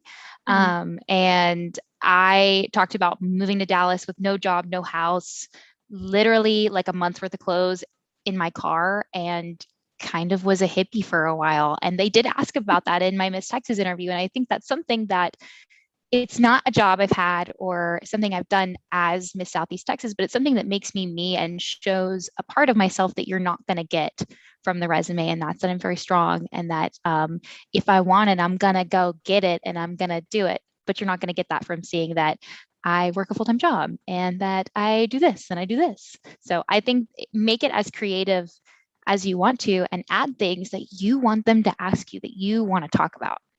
Yes, exactly. Control the narrative. Control the interview before you even enter the room. If you don't want to talk about something, don't put it on your resume. I didn't put on my resume that I want to run for office because I know they were going to ask me questions about politics. I was not going to play that game. So we took that off. I was like, I just don't want to talk about it because I know they're going to ask me questions already because of my education experience. Okay, we're going to move on. Oh no, Landry, I'm sorry. Okay, come on. Oh, wait, come back. Super fast. Okay, number one, if you are stressed about creating a format, Canva is a really great place to start. So as a jumping off point, but also don't be afraid to include things that like diversify you as a human. So I have a whole section with fun facts, and they're a little bit chaotic, y'all. Like one of my fun facts is Dolly Parton is my love language. And I put that on there because I can use country music and my love for Dolly Parton is something I can expand upon. And I have stories that are tied to that, but it makes me more dimensional as a human. So it doesn't have to be just like in the 7th grade, I got like, no, it can be fun and professional all at the same time. Love that. Exactly. We can be fun. We can be serious and smart, and we're also goofy and comedic. All right, headshot. We won't spend too much time on this. I took this photo right here this morning on my iPhone just to like let you guys know that you could probably submit this at a local and it would just be fine. Okay. So don't go out and spend $1,000. Get a friend to make you stand in front of a white wall and take it on cinematic mode or portrait mode on your phone. Okay, ladies and gentlemen. Here is this is like a work headshot. If you have a work or school headshot, this would work. Paris Dupree told me this was on her iPhone and she had someone edit it for her. Slay, like absolutely demolished right here. Like cannot believe that. That's crazy. But at the end of the day, you have to submit a picture for a local. I do not recommend you go out and spending thousands of dollars on getting your picture done. Find something you already have or get creative with a friend. I have a DSLR camera. If you're in the North Texas area, I can take a photo of you. I did graduation portraits as a side hustle in college. So if you really need one, you can email me. So let us truck on through. Headshots. We don't have to spend too much time on that. Fees. This is where people are like, oh, I have to pay. So unfortunately, yes, you do. Let's just rip that bandit off real quick. You have to pay a one-time fee of $35. And then you'll have to pay $75 every time you enter a local. So say you won your first local, then you would have only spent a total of $110 competing in your first local competition season. $35 one-time fee, $75 registration fee for every local you compete in. You will have to register with Miss America first when registering for your local. Jan Mitchell, our executive director, will then reach out to you with a welcoming newsletter to let you know where and how to register for your specific local in the state of Texas. This brings us to determining what local you want to compete at. This is where the website is going to be your best friend. Go up here at misstexas.org to join us, and there's going to be a subcategory called local competitions. Here it's set up like a calendar, and you can see all the dates and locals that are coming up that you can consider competing at whenever you are paying for your registration fees, take a gander at this and sort of determine what local you want to compete at as you begin the process of competing. Okay, back to the presentation. Present. Okay. So again, as I mentioned before, there are going to be 2 giveaways at the end of this workshop that will cover 2 of your $110 full registration fees. So stay tuned, buckle up. Next, we have the MAO state and local agreement. It's an agreement to really just determine your eligibility, just to make sure that you can compete in this particular state within your age and dependent on your residency status. You're going to need 3 things, or usually just 1 or 2 of these things. Number 1, a birth certificate, a driver's license, and or a college transcript. Most likely you will not need all 3 of these things. I did not. I only needed my birth certificate, and then I submitted my college transcript. So again, you're going to have to sign this MAO state and local agreement. It is so that this agreement comes with you as you compete at the state level, and it protects your eligibility, your status, and whether or not you can represent the organization in a reputable manner. Next, social impact essay. Yeah. Okay, so we're going to open this up to title holders because we are then going to have a presentation of social impact pitches.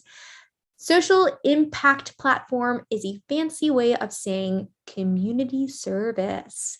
It is something that you are passionate about, that you are either involved in already, that you've been impacted by personally, that you are excited to wake up every day and serve. This platform will expand as you become the state title holder and as you compete at Miss America. One of the ways that I approach writing this essay, because it is a single space, 12-point font Times New Roman essay, I always first determine like what issue do I want to address? And there's so many issues. It doesn't have to be social. It can be the arts. It can be STEM. It can be politics. It can be the LGBTQ community. It can be education. It can be lawmaking. It can be policymaking. It can be the lack of educational resources for Title I schools. The more specific your issue is, the easier it's going to be for you to figure out a tangible solution to resolve that issue. And usually that's what's going to get you brownie points when you're talking to the judges, or at least anybody, right? They want to know someone who can pinpoint the issue and also provide an actual solution to solving it. Like, what are you going to do? What are you actually doing? Here I have listed some questions you can ask yourself when writing out the essay. For example, that first paragraph, you can answer the question, what is the issue? What is the history of the issue? Why is it important to you personally? So a personal story or connection. Other questions you can answer in this essay are your solutions. What are you currently doing to solve the issue? And importantly, at the end, most people will wrap up and provide an opportunity where you talk about what you will do as Miss Texas or as the local title holder. Final piece of advice, and then I'll open it up to the other title holders. You do not have to fill the whole page. Okay, you do not have to write a full 12-point font single space essay. In fact, if you can condense that information and have less words on the page, more power to you. Again, this goes back to research. The less words on a paper, and if you can condense that information and teach it to someone who is in 6th grade, the more intelligent you're going to come off to the judges. So if you don't need to take up the whole space and you can get your point across in 4 paragraphs, then go for it. More power to you. I took up all of the space here because I had a plan, I had so much stuff I wanted to do as Miss Texas. So I did not risk not taking up all that space. Okay, I'm going to pass the baton to anyone who wants to provide any sort of insight into how they determined what social issue they chose, etc. And then we'll move on to actual pitch presentations that are based on your platform. Okay, anybody? I see Courtney's hand. Okay, Courtney, go first. Okay, mine will be really quick, but essentially, I started when I was in college. I joined an organization that did education on sexual assault awareness and advocacy, and so that was what I really leaned into. But I think like 2 days before our paperwork was due for Miss Texas, my advisor at the time was like, "Hey, I don't think that this is like super marketable to kids, and I think that you should kind of like consider not changing it, but kind of like making it a little less like me talking about like rape culture." And I was like, oh, okay, sure. So the day before all of this stuff was due, I like completely pretty much changed it to simply just being about advocacy as a whole. But I've noticed that being a teacher has really helped me with that, because my biggest thing with my students is for them to be their own advocate in all spaces of life, specifically with their grades, but in all forms of life. So I feel like that was a really good thing for me, because I took something that was so specific to a certain age group and then broadened it to, I can talk to any age about being their own advocate, but then still being able to kind of keep that piece of sexual assault advocacy, kind of having it being a building point up to that, and being able to talk to a lot of different people about that. So something that was close to my heart and my experiences, in college, growing up, but then also relating it to a wide range audience as well. Mine's quick. Mine is just one. I had some people come up and talk to me about it after at the last session. And my advice for picking a social impact is don't be afraid to address the hard things. Mine is drunk driving prevention. And I talk a lot about grief and death and a very hard issue. And originally I shied away from it, but I knew that I wasn't going to stick to who I am and who I wanted to be if I didn't talk about it. So if there is a topic that you want to talk about that might be a little sensitive, or something that is very near and dear to you but might be scary to talk about, I think you will feel better if you do what you want to do compared to trying to water it down to fit a mold or to fit what's right, because nothing's right. We're all doing what's meaningful for us and what impacts our lives and how we want to impact our community. So don't worry about trying to do the right thing. Do what is right for you. Yeah. And to add on to that too, mine is a little bit unconventional in the way that mine is not necessarily like a specific issue, but mine is rather based off of a story that has impacted every area of my life, not just within the Miss Texas program, but beyond. So my platform or social impact initiative, it's called Live Fearless, and it's about empowering people to step outside of their comfort zone. And that story, that program was born out of my experience competing in this program as a person with a stutter. And so I learned after years and years of competing with a different platform, the importance that stepping outside of your comfort zone plays in your everyday life. And I saw it in mine, and then I started to realize it in others and in the people that I met. And so that is kind of unconventional in the way that it's not necessarily a pointed topic, but it's story based. So just in the way that Madison was just saying, don't be afraid to talk about the hard stuff. Don't be afraid to create a message around a story that has impacted you.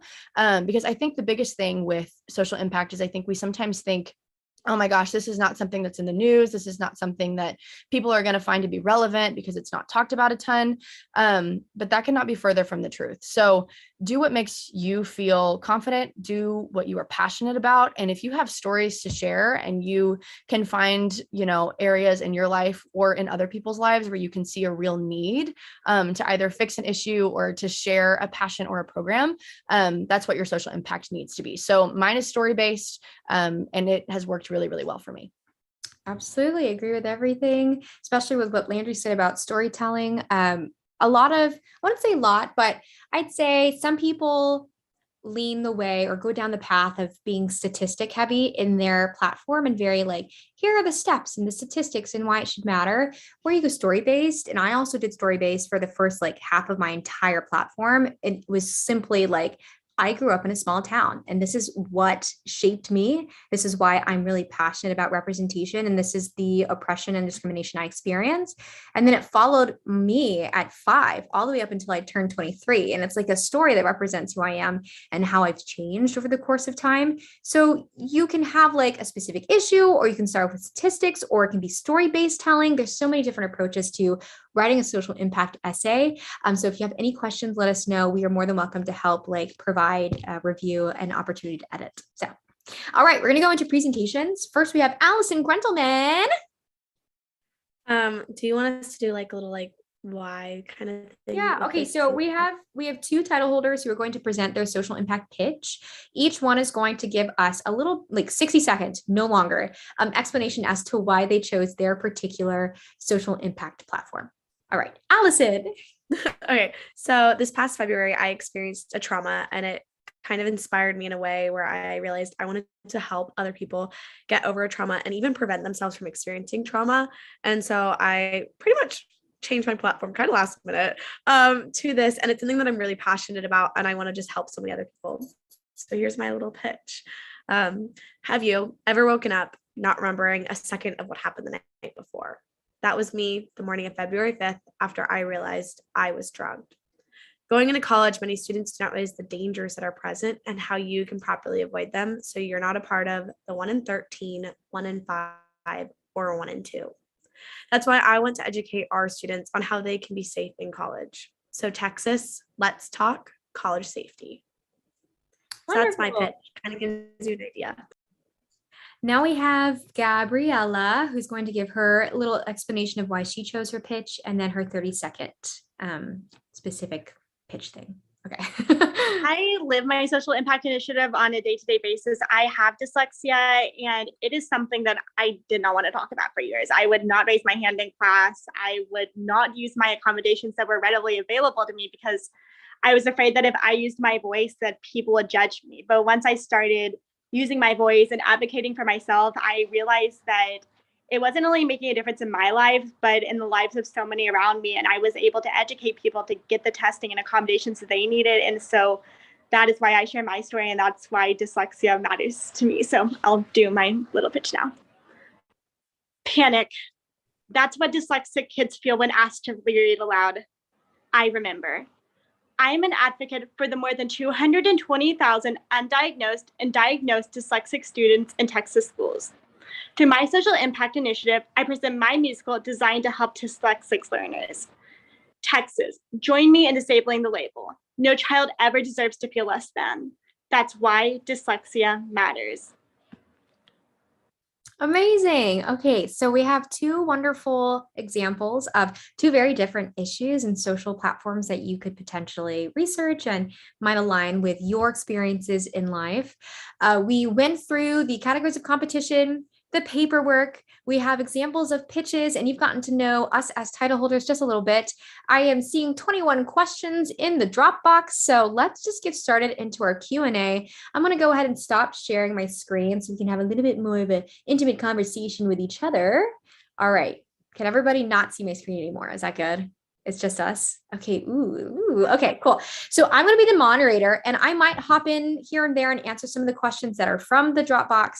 But I'm going to start off with some really quick icebreakers. You guys can leave your mics unmuted so that it can be like a very quick flow. You don't have to like, get unmuted, and then it's like an awkward pause. Okay. So very quick icebreakers. Heels or sneakers? Heels. I love my heels. Sneakers. No, I say sneakers. Sneakers, especially if they're cute sneakers. I don't like normal sneakers though. Might have to be like fancy. Yeah, fancy sneakers. I'm with Allison. Landry? Heels, but only y'all, because I like height. I'm so scared of my legs looking tall. short. I feel like you're tall, right? You're like 5'7". Listen, I'm 5'6" and some change. I love a heel. I love a heel. You need to. I like to feel tall Never and in forget. charge. Okay. Next icebreaker. I feel like this is going to start a war. Best city in Texas. Houston, duh. Dallas. I'm so torn. I'm gonna go Austin. Austin's pretty good.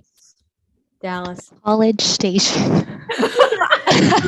I would say Dallas. I'm a Dallas girl now. Great. Now we're going to do a quick round of introduce yourself. Tell me a little bit about yourself. And we're going to go in an order that I designate so that there's no like, okay. Allison, tell us about yourself. Okay. I am a freshly turned 19-year-old going into my sophomore year of college at the University of Texas at Austin, where I'm majoring in biomedical engineering. And I ultimately want to go into genetic engineering to find a cure for Lewy body dementia. And I'm also a dancer who loves to dance, especially when they're injured. Nice. All right, next we got Madison Matlock. All right. Well, I am a corporate girly. So I'm one of the few girls within the kind of the competition class that does work a full-time job. And I kind of make that a part of my brand. I do business development for the state of California at my company, formerly Veridesk. And, in my free time, I really like doing hot girl walks around the lake. I'm very passionate about drunk driving prevention. I'm also I'm also very passionate about like grandma furniture, and I love to find things on Facebook Marketplace. So I mean, besides Miss Texas, there's things I do outside of it, but I don't feel like I've really gotten to know that just yet. So I'm gonna start opening up more. Love that. Courtney? I am Courtney. I don't know what I'm trying to say right now. My brain is just working 1,000 because I'm like trying to think of things to say. I am also one of the few girlies that have a full-time job outside of being a competitor in the Miss Texas organization. I am a teacher. I teach high school dance. I'm also the assistant director of our drill team that just won nationals this past spring. So woot woot. My summer is over. I was asked about it. I'm back doing the teaching dance thing. So if you text me and I don't respond for like 6 hours, it's probably because I'm staring at 13-year-old girls and 14-year-old girls. But they're my besties and they teach me different lingo, like risen. If you've never heard that, that's a term. Riz is a term now. I learned that today. I'm also one of 2 middle children out of all my siblings, and I wear that as a badge of honor. I can see that about you. I love you. Thank you. I love you too. I love so much love. And we're gonna pass some love over to Landry. Hi guys. My name's Landry. I am a rising senior musical theater major at Oklahoma City University. So I'm an out-of-state girly, but I'm born and raised from Texas. It's very doable if you attend college out of the state but want to compete in the state of Texas where you're from. You can do it. I pinky promise you. Let's see. I am a musical theater major, so I love all things musical theater, Broadway, dance. I'm really into the funny girl drama right now. It's really been feeling my fire. Oh gosh, I've been meaning to ask you about do you like Beanie? Did you like her? I never saw it, but I am a Gleek. It was so I heard it was bad. So there's that. Oh.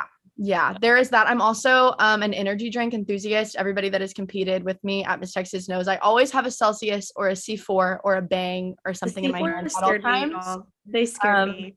Yeah, and I love Dolly Parton and Reba McEntire and country music. And my favorite emoji is the cowboy emoji, like the little smiley I love the cowboy emoji too. Yeah. These are like my favorites. All right, Gabriella, tell us a little bit about yourself. Hi, my name's Gabriella. I am also a musical theater major. Landry and I actually met at a callback. We did. And we didn't know that we were competing together yet, so that was fun. I'm a junior at Abilene Christian University.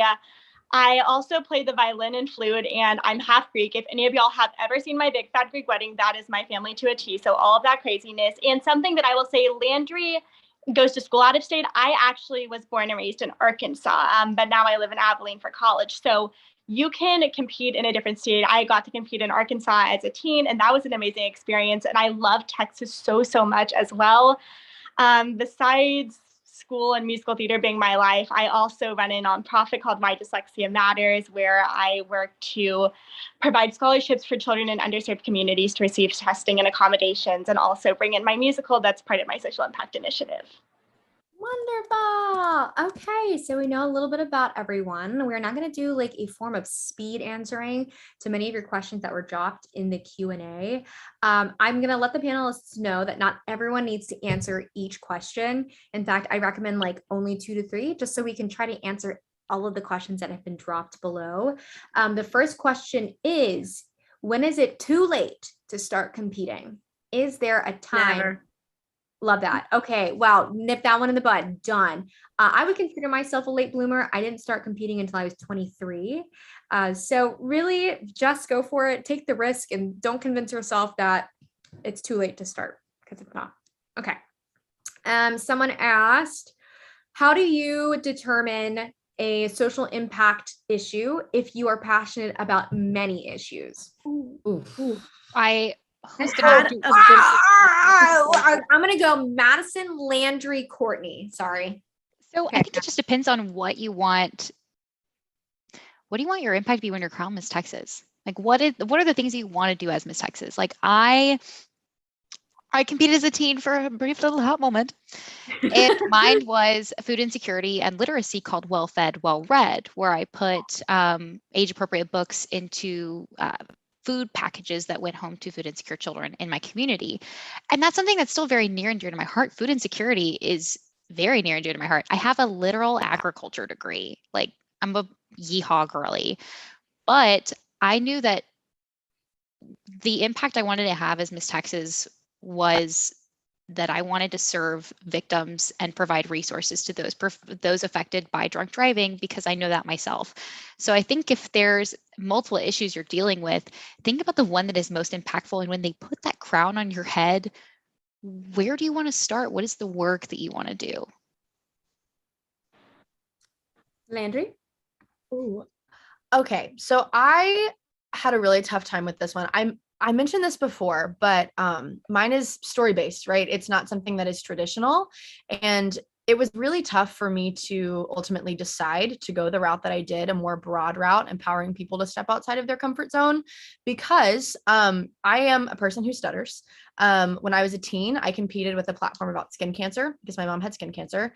I'm also really passionate about arts in education because I am a music student myself. So there are so many different routes that I could have gone, but I completely agree with what Madison said. What do you want your legacy to be? But even beyond that, look for the commonalities in the issues that you're passionate about, and maybe find something or find an issue where you can touch multiple people's lives, maybe even multiple issues, just through that one platform. So for me, with Live Fearless specifically, I'm partnered with a number of national stuttering organizations because, believe it or not, stepping outside of your comfort zone is a very big part of the experience of a person who stutters.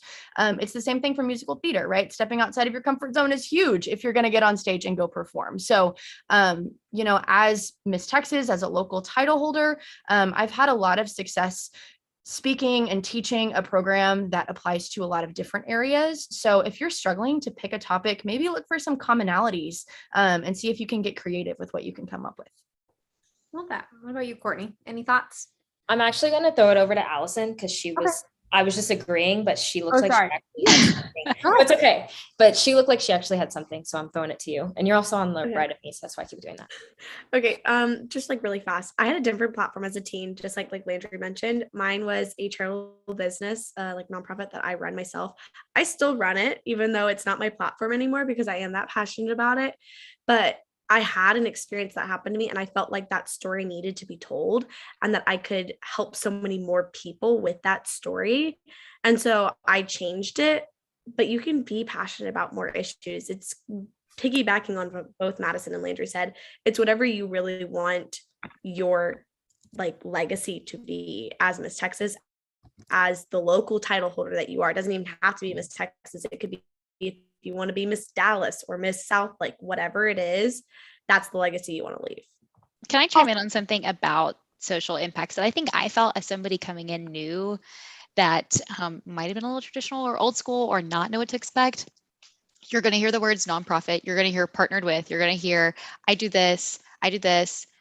Don't be afraid to come in and not be partnered with anybody, or don't have a nonprofit that you work with or that you've started. I don't. And I remember feeling out there at that 5 and feeling like I don't deserve to be here, but you do deserve to be here. And the work that you do, as long as you're passionate about it, that's all that matters. And don't feel like you're only going to be successful at Miss Texas or in your platform, whatever, if you've got all of these big names or big things that you're doing. If you're passionate, the judges are going to see that through that. So don't be afraid, I promise, because we're jotting off all of these things.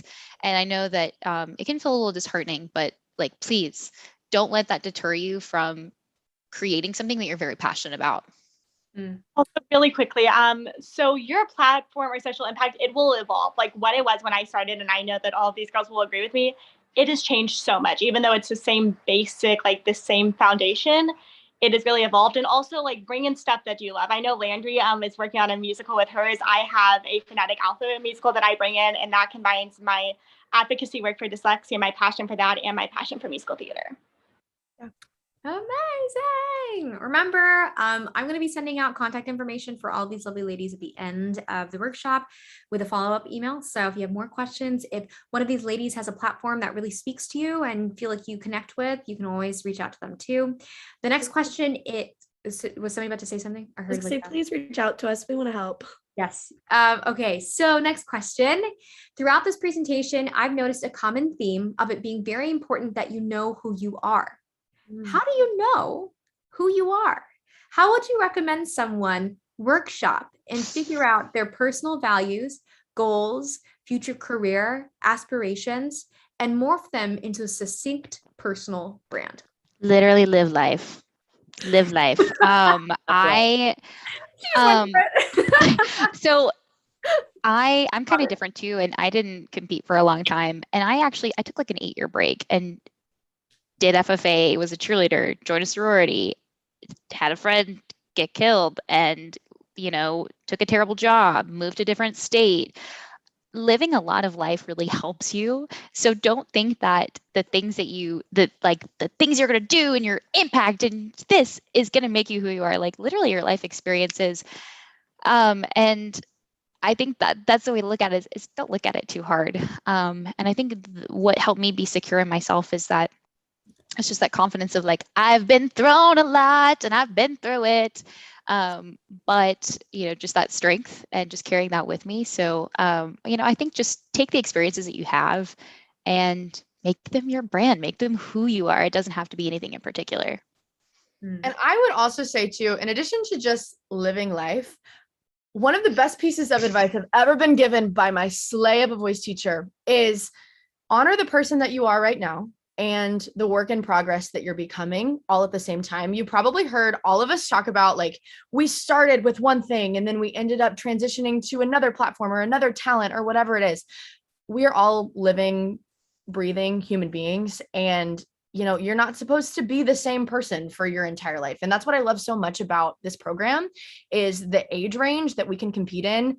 Every year that I've competed at the state competition, I'm a different person than the person I was the year before. And I love that because it allows me to stay present in what I'm doing. It allows me to be excited about coming up with new things. So be secure in the person that you are right now. Own the experiences that you've had, but also don't be afraid to explore new things and allow that to just add on to you as a human. Because that's really what I've been able to do. And I cannot tell you what a difference it makes just with your confidence to be able to embrace who you are and the work in progress you're becoming. Love it. Okay, sorry, I'm gonna cut this off. I'm gonna cut this one off real quick. We have so many more questions, and I'm gonna announce the giveaway at 8:30. So we have 5 minutes. This one you're gonna have to answer in like a sentence, and some of you might not want to disclose, which is okay. What locals do y'all plan on competing in this season, and what made you decide on that particular local? What do you look for in a local? I'm undecided. I will say that. For me, drama! Hard. Drama. It's okay. You don't have to answer. I will say, I won't disclose, but I will say, like, local season, it's very fun. But I will say, I honestly, to be completely real, it's a battle every day. Yes. Like I battle with it every day of like, do I want to go back? Do I want to like go ahead and get married? Do I want to like literally move to Europe? That's the thing is, there's so many of us too that are just like, and you know what? The best way to do a local is to just do it. Be a Nike and just do it. I love it. And I'll give my 2 cents since I know many of you guys are not going to like disclose what you know. My final year of eligibility for Miss Texas was this past year, and I wanted to be with a local that was nurturing and not controlling. That sounds so bad, but there are some locals that will really set you up for success, but want to be a part of every decision that you make. And with my prior experience with 2 years of being with 2 different organizations, I knew I wanted a sweet spot with an organization that was really there just to support me emotionally and mentally, and provide me the resources, not necessarily be a part of every single decision I made. I was part of a local the year before in which there were like 14 different people telling me what I should do and how I should present myself and what I should wear, and what I shouldn't say, and when I should say something. And I got in my head so much, I didn't get to represent who I truly was. And this year I was with a perfect local that was very much, Avery, what do you need? How can we help you? Do you need us to back up? How can we serve you? What resources do you need? That's exactly what I needed going into my last year in order to honor my true self and represent who I am on stage. So whenever you're signing up for locals, number one, just go for it.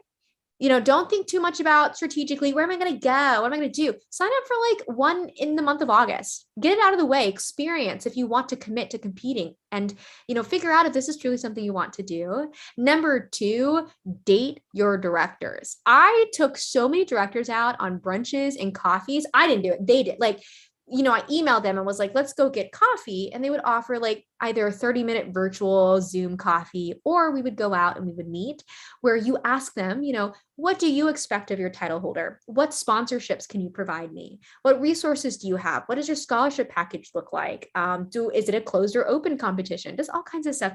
Directors are more than willing to reach out and meet with you, and also the current title holder of that local. Okay, you have 5 right now that you can reach out who would love to go get coffee with you to answer questions about their particular local that they got to represent the past year. All right. Anything else about this particular question?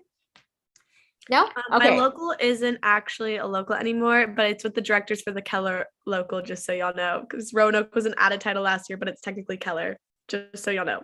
I was also going to say I got my title through the virtual competition in March. So I also don't have a local, but if you have questions about like that process, please hit me up because I have lots of things. Okay. Thank you. Next question we've got for you guys. Advice for someone who has competed before, but has not won and didn't make it to state. She's 24 going on 25 this year. And she's able to compete, but feels dejected already before the local season even starts. So any advice for someone who has to compete at several locals? Okay. I've got thoughts. Please don't mind my. Okay, let's go. Go in. Who's me? Okay, wait. Oh, Gabby, you go. Oh, yeah. And from Arkansas, she competed as a teen for, I would say, 3 years, did not win a title, competed as a Miss for another 2 years. She won a title this past year. She did amazing at stage. She won a ton of alpha preliminary awards and just really showcased herself. So don't be afraid to come back and just showcase yourself and be authentic to who you are, because nobody should wait on your parade. Sorry to quote Funny Girl, but it's just be true to who you are and don't be afraid to put yourself out there again, because the worst thing you're going to get told is no. And if you keep coming back, you're eventually going to succeed. Take every opportunity to. I said this in the last Q&A, but if it will happen for you, it will happen for you. And everything comes in its own beautiful time. And if it's something that is going to be a part of your life, it will be. But how are you ever going to know if you don't take every opportunity? So do the locals you want to do the digitals, take a sweeper. Literally, if they will let you sign up as the Miss Chicken Fried Steak Festival, do it, because if it's something you want, it will happen for you. And I know I'm older too. Like I'm almost 23 and I work a full-time job and kind of have a life outside of this. And it it can feel kind of scary when it's like I have all these opportunities in front of me, but if it's something you want, it'll come to you. But you just have to take every opportunity for sure. And I'm not saying that to take away from your experience, but you know what? This organization has given me so much that's not scholarship money, that's not, it's sisterhood. And I think that's the biggest thing. If you're going to get anything out of it, get that. And you know what? If it's not your time, you're going to get amazing things out of this organization. I would definitely say that, as well as, sorry, really quickly, I know you have to do the giveaway, but I would definitely lean heavily into take as many opportunities as you can. I think something that really helped me this past year, being a first-time title holder, I got it through the virtual, which is amazing. But I feel like I competed 2 years in a row, only doing one local that year. So that really hindered my chances of earning a title. And I think every time you compete, obviously Miss America and Miss Texas are the ultimate goals, but also really lean into being a local title holder. It's so much fun. You get so many good experiences. And again, like all these women have said, you get so much out of it. Professional development is a really big one. So for the people that have competed, let's say you did every single local that year and you still didn't walk away with the crown, definitely don't think about walking away with the material things, but the things that are going to help you later in life, as well as keep trying as many times as you can. because your time will come. And if it doesn't, it just simply wasn't meant for you. But all of the things that you learned along the way was. So it's a great story for another job interview or for another experience you will have. If you can do a pageant interview, you can do any interview. Yeah. Job interviews will take. Think of it not as a rejection, but a redirection of your life. So yeah. I'm going to announce the giveaways. We're so excited. I'm going to ask the panelists if they do want to stay on for a little bit longer. I know there's still like 45 of you guys still on. So I feel like you're really eating up this Q&A, or maybe you're just here for the giveaway and you're going to yeet. So I'm going to announce the giveaways. The panelists are going to stay on for maybe like 5 extra minutes to answer a couple more questions. So drop your last minute ones in there. I have the 2 names of the full registration fees giveaway, a total of $110 each. Drum roll. The winners are Abby Miller and Bernadette Avila. Again, the giveaway winners are Abby Miller and Bernadette Avila. I'm going to send it in the chat. Email me to redeem. We're so excited for you to join the Miss Texas family soon, hopefully. And if you need help, navigating which local to sign up for first, since now it's completely covered, let us know. We are welcome to have an introduction with you or a conversation. Okay, so the panelists are going to stick around. Oh, let me just send my email to those winners, avery.org. And I'd say, do you guys want to stay on for until 6 minutes, until 8:40, I guess? Okay, cool. I'll keep asking the questions. I'll be on as long as there's questions coming. Yeah. Okay. I'll be on here until everybody leaves. Let's do a quick one. So who is your favorite Miss Texas and why do you look up to her? Morgana Wood. Why? She went to UT Austin. She was a dancer. She made such an impact. She's just an amazing human and she's flawless. So yeah. Madison Matlock. Hey, I'm going to give it Go for it. Sorry. I got to give a cheesy answer. It's my Aunt Morgan, Miss Texas 2005, because totally wouldn't be here without her. And, she's a rock. She was definitely a rock during Miss Texas week. And she's somebody I just aspire to look up to outside of Miss Texas. I think definitely she's got the mindset down of that Miss Texas is not the most amazing thing that you will do, but it is an amazing thing because the best job she's ever had is being a parent and being a mom. And so I carry that mindset with me a lot. Lovely. My favorite is Danae Couch Lowe. She was Miss Texas in 2012. Bias. I know. There's so much bias. So much bias. I know. So my local title this past year was Miss Southlake. And for those of you that don't know, Danae Couch is the executive director of the Miss Southlake organization. And similarly to what Avery said about date your directors, right after Miss Texas last year, when Mallory Fuller was crowned, I had like a 2-hour phone call with Danae about not really what even the title of Miss Southlake was going to look like or what the local itself was going to look like, but her perspective on Miss Texas. And it was really similar to what Madison just said. Like, it's not going to be the best thing that you've ever done, but it's a really cool thing. But I mean, life is just going to continue to get better after competing. Can I do an emergency pause? Go for it. Everybody starts to leave. We are announcing that there is a southern sweeper and a north sweeper that will be scheduled for this locals season, probably because there's such a huge recruitment session. Yeah. The Miss Chicken Fried Steak Pass Festival is happening. The Miss Slay title is up for grabs, ladies and gentlemen. But again, for those of you who are headed out, a sweeper is when multiple titles are given at once on one day. Instead of going to compete for one particular local organization, on a Saturday, you'll compete for, say, 7 to 8 different type of titles in which you get to choose that particular name that you represent.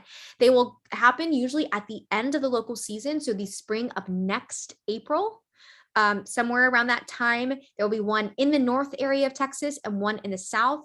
It has not been decided whether it's virtual or in person, but I wanted to let you guys know that in case you're looking at the local season and maybe you didn't win 1 or 2 and you're disheartened, there will be a sweeper at the end of this, likely 2 sweepers at the end of the season.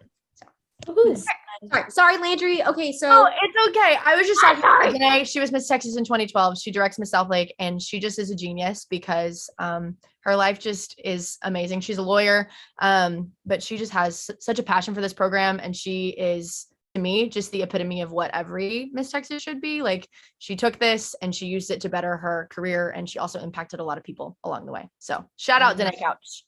That's Shout out her. Janae. She's such a slay. She's such a slay. That's her. Then this is her in her little costume. She's also hilarious. We have a group chat with her and her brother, and it's called Slays Only. So Bryce is not him taking the bar exam next weekend. Poor kid. Not that. Yeah, not that. Okay, who's next? Who did I forget? Huh? Anybody else got a Miss Texas? They just live. I mean, you know, I'm biased. I love Chandler Foreman only because my first year, I stood beside her when we were the final two, and she quite literally like went in without any expectation of winning and took me under her wing, and we ended up being the final two together. And I was like, this is fate. I feel that way about Chandler also. We competed in teams together, and we're in that 5. And standing next to Chandler is like the coolest thing you can ever do, because she is encouraging and so kind. Oh my gosh, one of the sweetest people. Okay, who else? I think Gabriella had something. Yeah. So I'm gonna embarrass my mom with this story, but Jean Acker, she was Miss Texas 1963, and my mom was actually named after her. My mom's name is Deanne, which is short for Konstantina, but it's like a Greek tradition that you name after your grandparent, and so it was Jeanne with a Greek spin, which was Deanne. So I love that story. Oh, cute. What about, I think, Courtney, do you have a favorite Miss Texas? Or you just kind of like, Is it me? Yes. I mean, yeah. I brag about you all the time, Avery, and like I'm just kidding. Please, you grow. No, I know, and it won't be long, but I do brag about you all the time. But I also I really connected with Chandler. I mean, being a woman of color in this organization, she competed, or she gave up her title the first year I ever competed for Miss Houston. And I, like you said, just standing next to her, you just are reminded that like Black excellence is like so important to be showcased in so many different ways. And then also she wore her natural hair for Miss America and for Miss Texas her last year. And that was something that was really important to me as well, because I think it inspired a lot of Black women in this organization to start wearing their natural hair in whatever natural state they choose for it to be.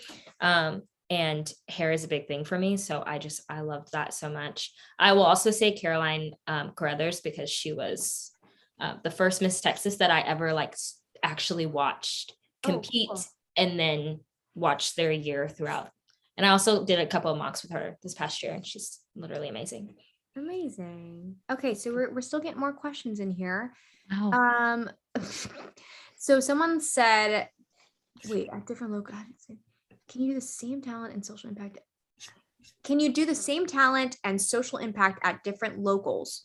Or would that be considered lazy cheating? No, we do the same thing at every local. You prepare the same content and you repeat it at every single local you do. Do not reinvent the wheel.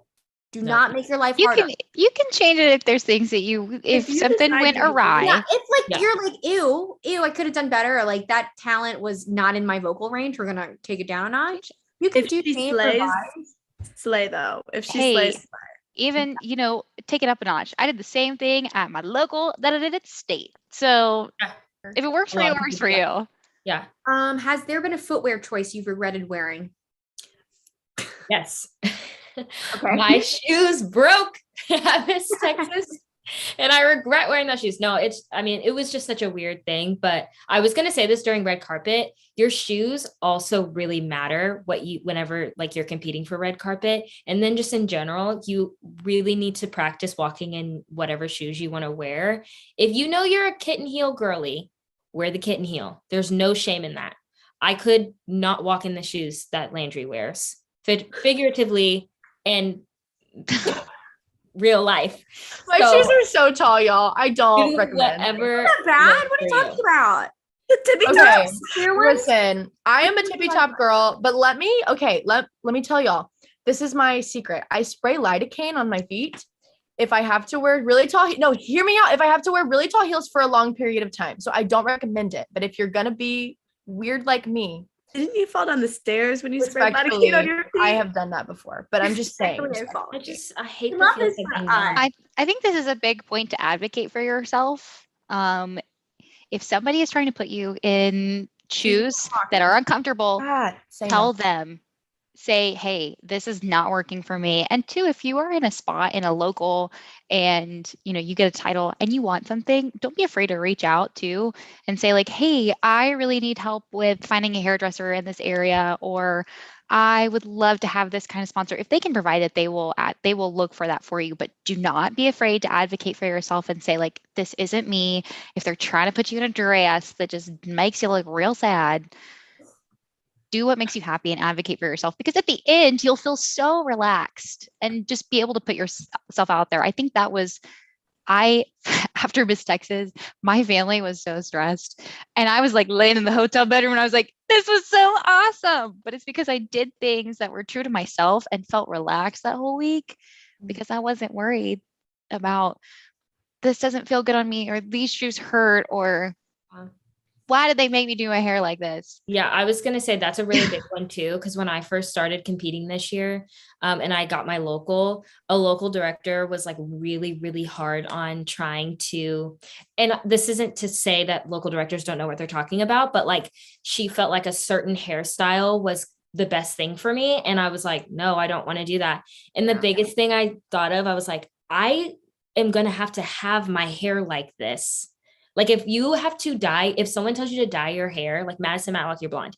If your director was like, you're going red, baby, for Miss Texas. I think I'd be excited.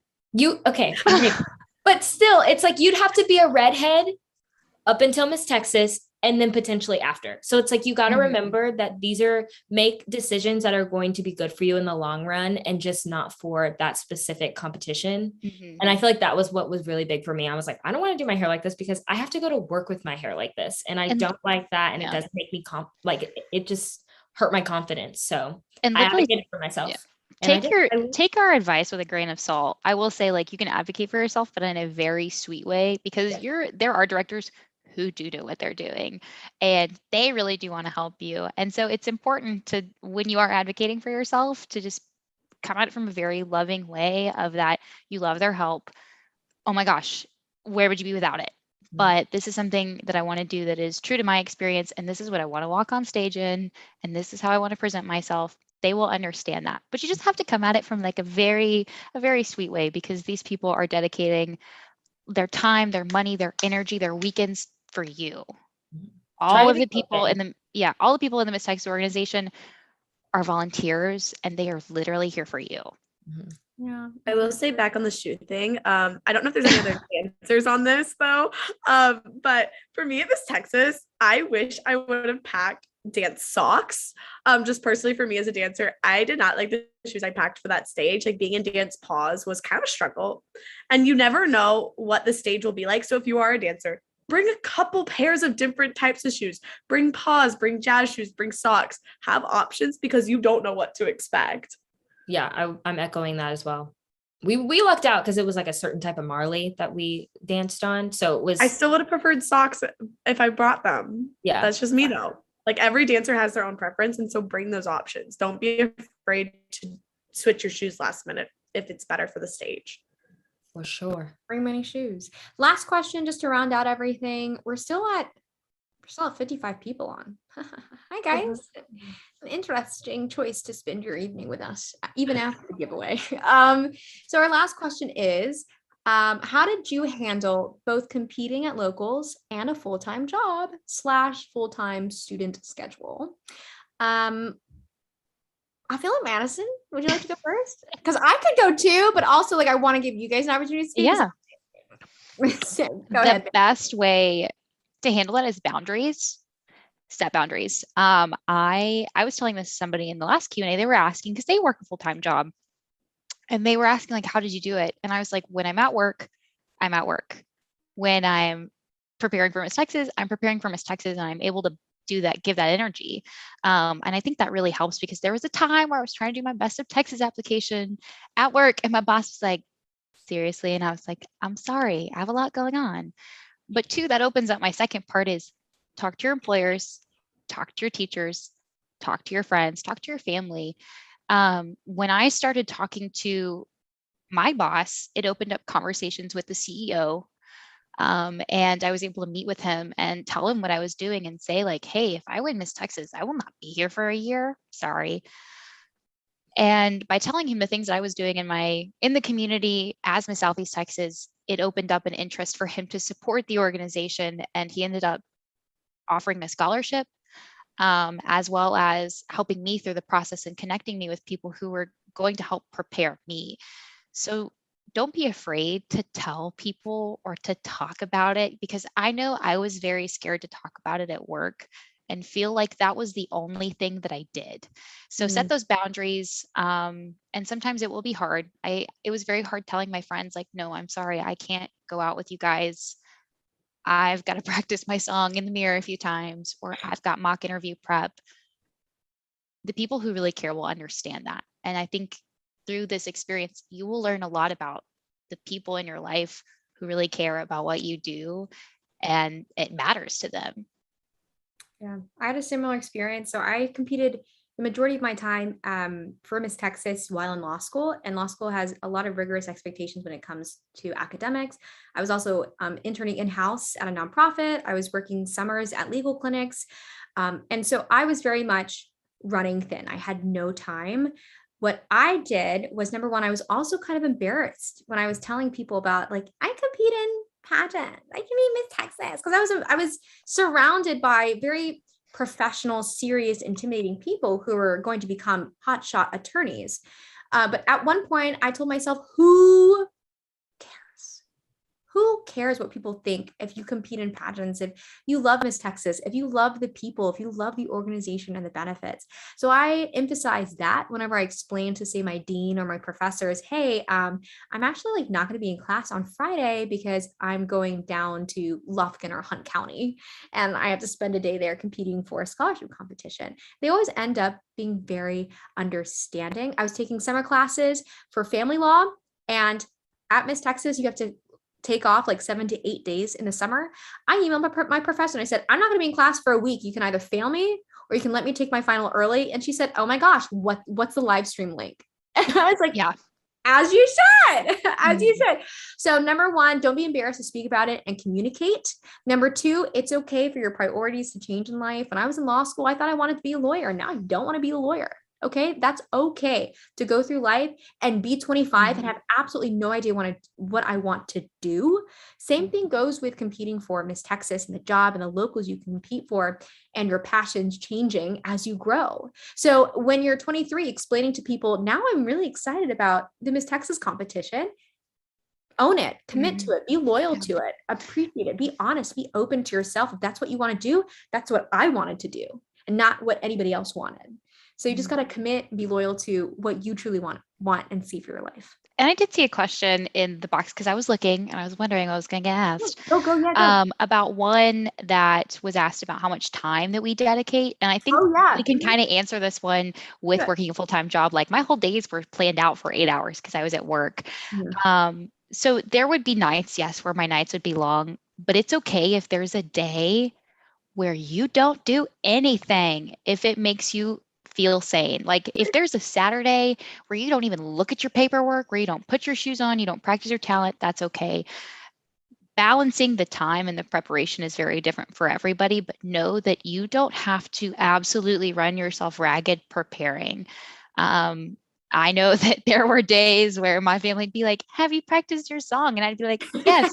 And I was like at the movies with my boyfriend, like, because I knew that at the end of the day, I can practice my song 1,000 times, but if I'm not happy and secure and feeling very mentally there, I'm not going to do well. So I think as we talk about our schedules and school and work, it's always important to find the time to take care of yourself first.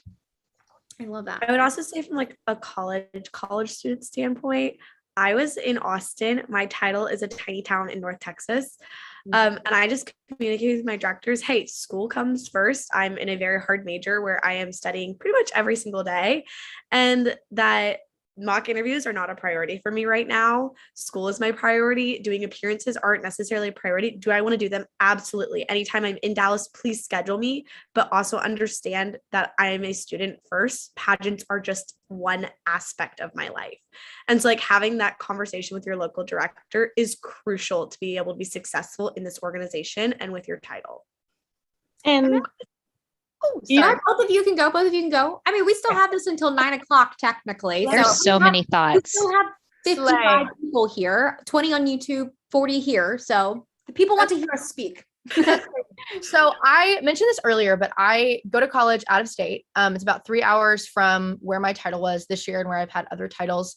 And I also work while I'm at school. I'm an event planner, so I do a lot of different things. My days are pretty much scheduled. Also, my college major is a little bit unconventional. So there are days and seasons where I could be in a production or I could be directing a production or something like that. And I am in class from 8 a.m. until like 10:15 because of rehearsals. So it's insane.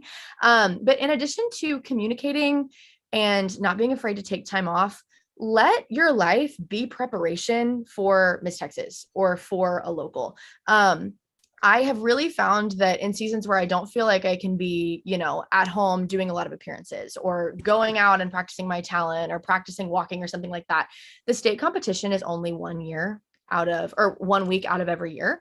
But if you win a local title, that's a year-long commitment. And that is a year-long commitment, not just to this program, but also to yourself. And so allow it to just be something added onto your life, but let your life inform it too.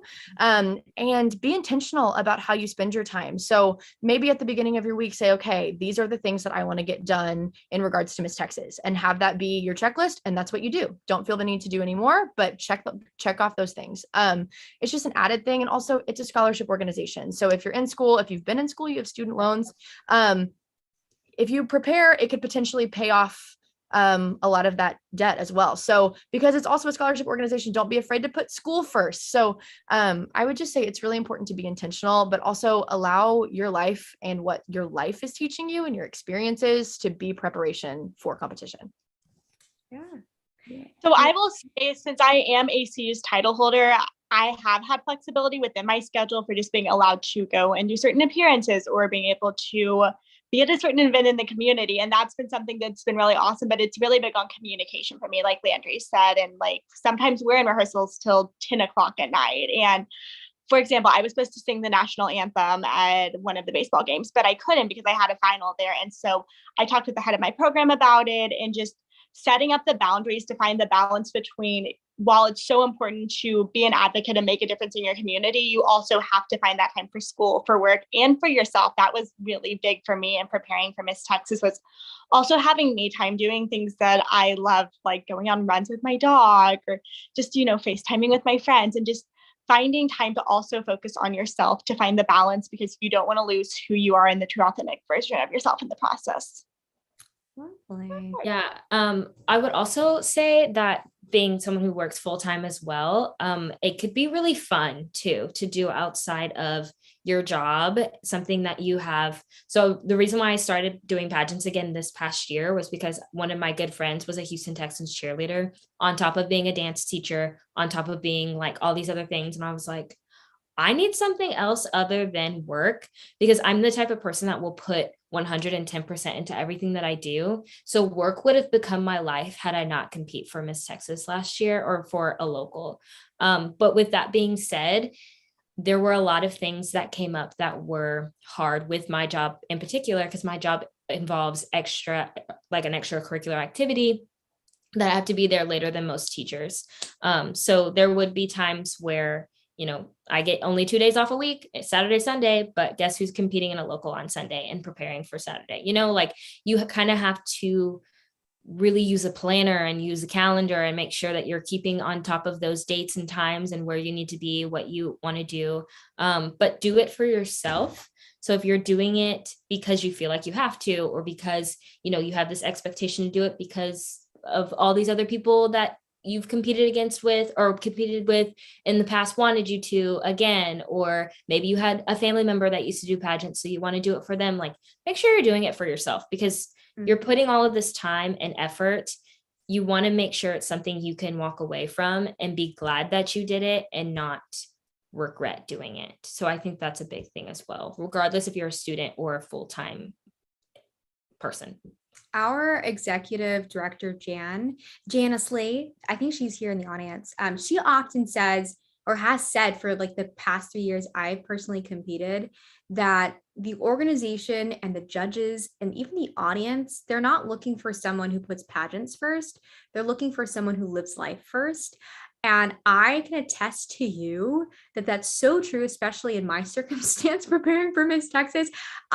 Miss Texas was not, it was like, I don't want this to sound bad. Jan, I love you. You know what I'm talking about. But I was studying for the bar exam, guys. I quite literally did not have the emotional and mental bandwidth to be like, Miss Texas, like it's gonna be my priority number one. Granted, as I prepared 2 months out, I had 2 mock interviews per week with friends, family, and other title holders across the country. And I ran through my talent once a day. But at that point, like my 9 to 5 every day had nothing to do with Miss Texas. I was living, laughing, loving, live, laugh, love through the bar exam, preparing for that. I traveled. I left the state of Texas. I focused on other things like content creation on TikTok. There are so many things life can do to inform, like what Landry said, your experience and what you can bring to Miss Texas. They're looking for someone that does life first, Miss Texas, and pageant second.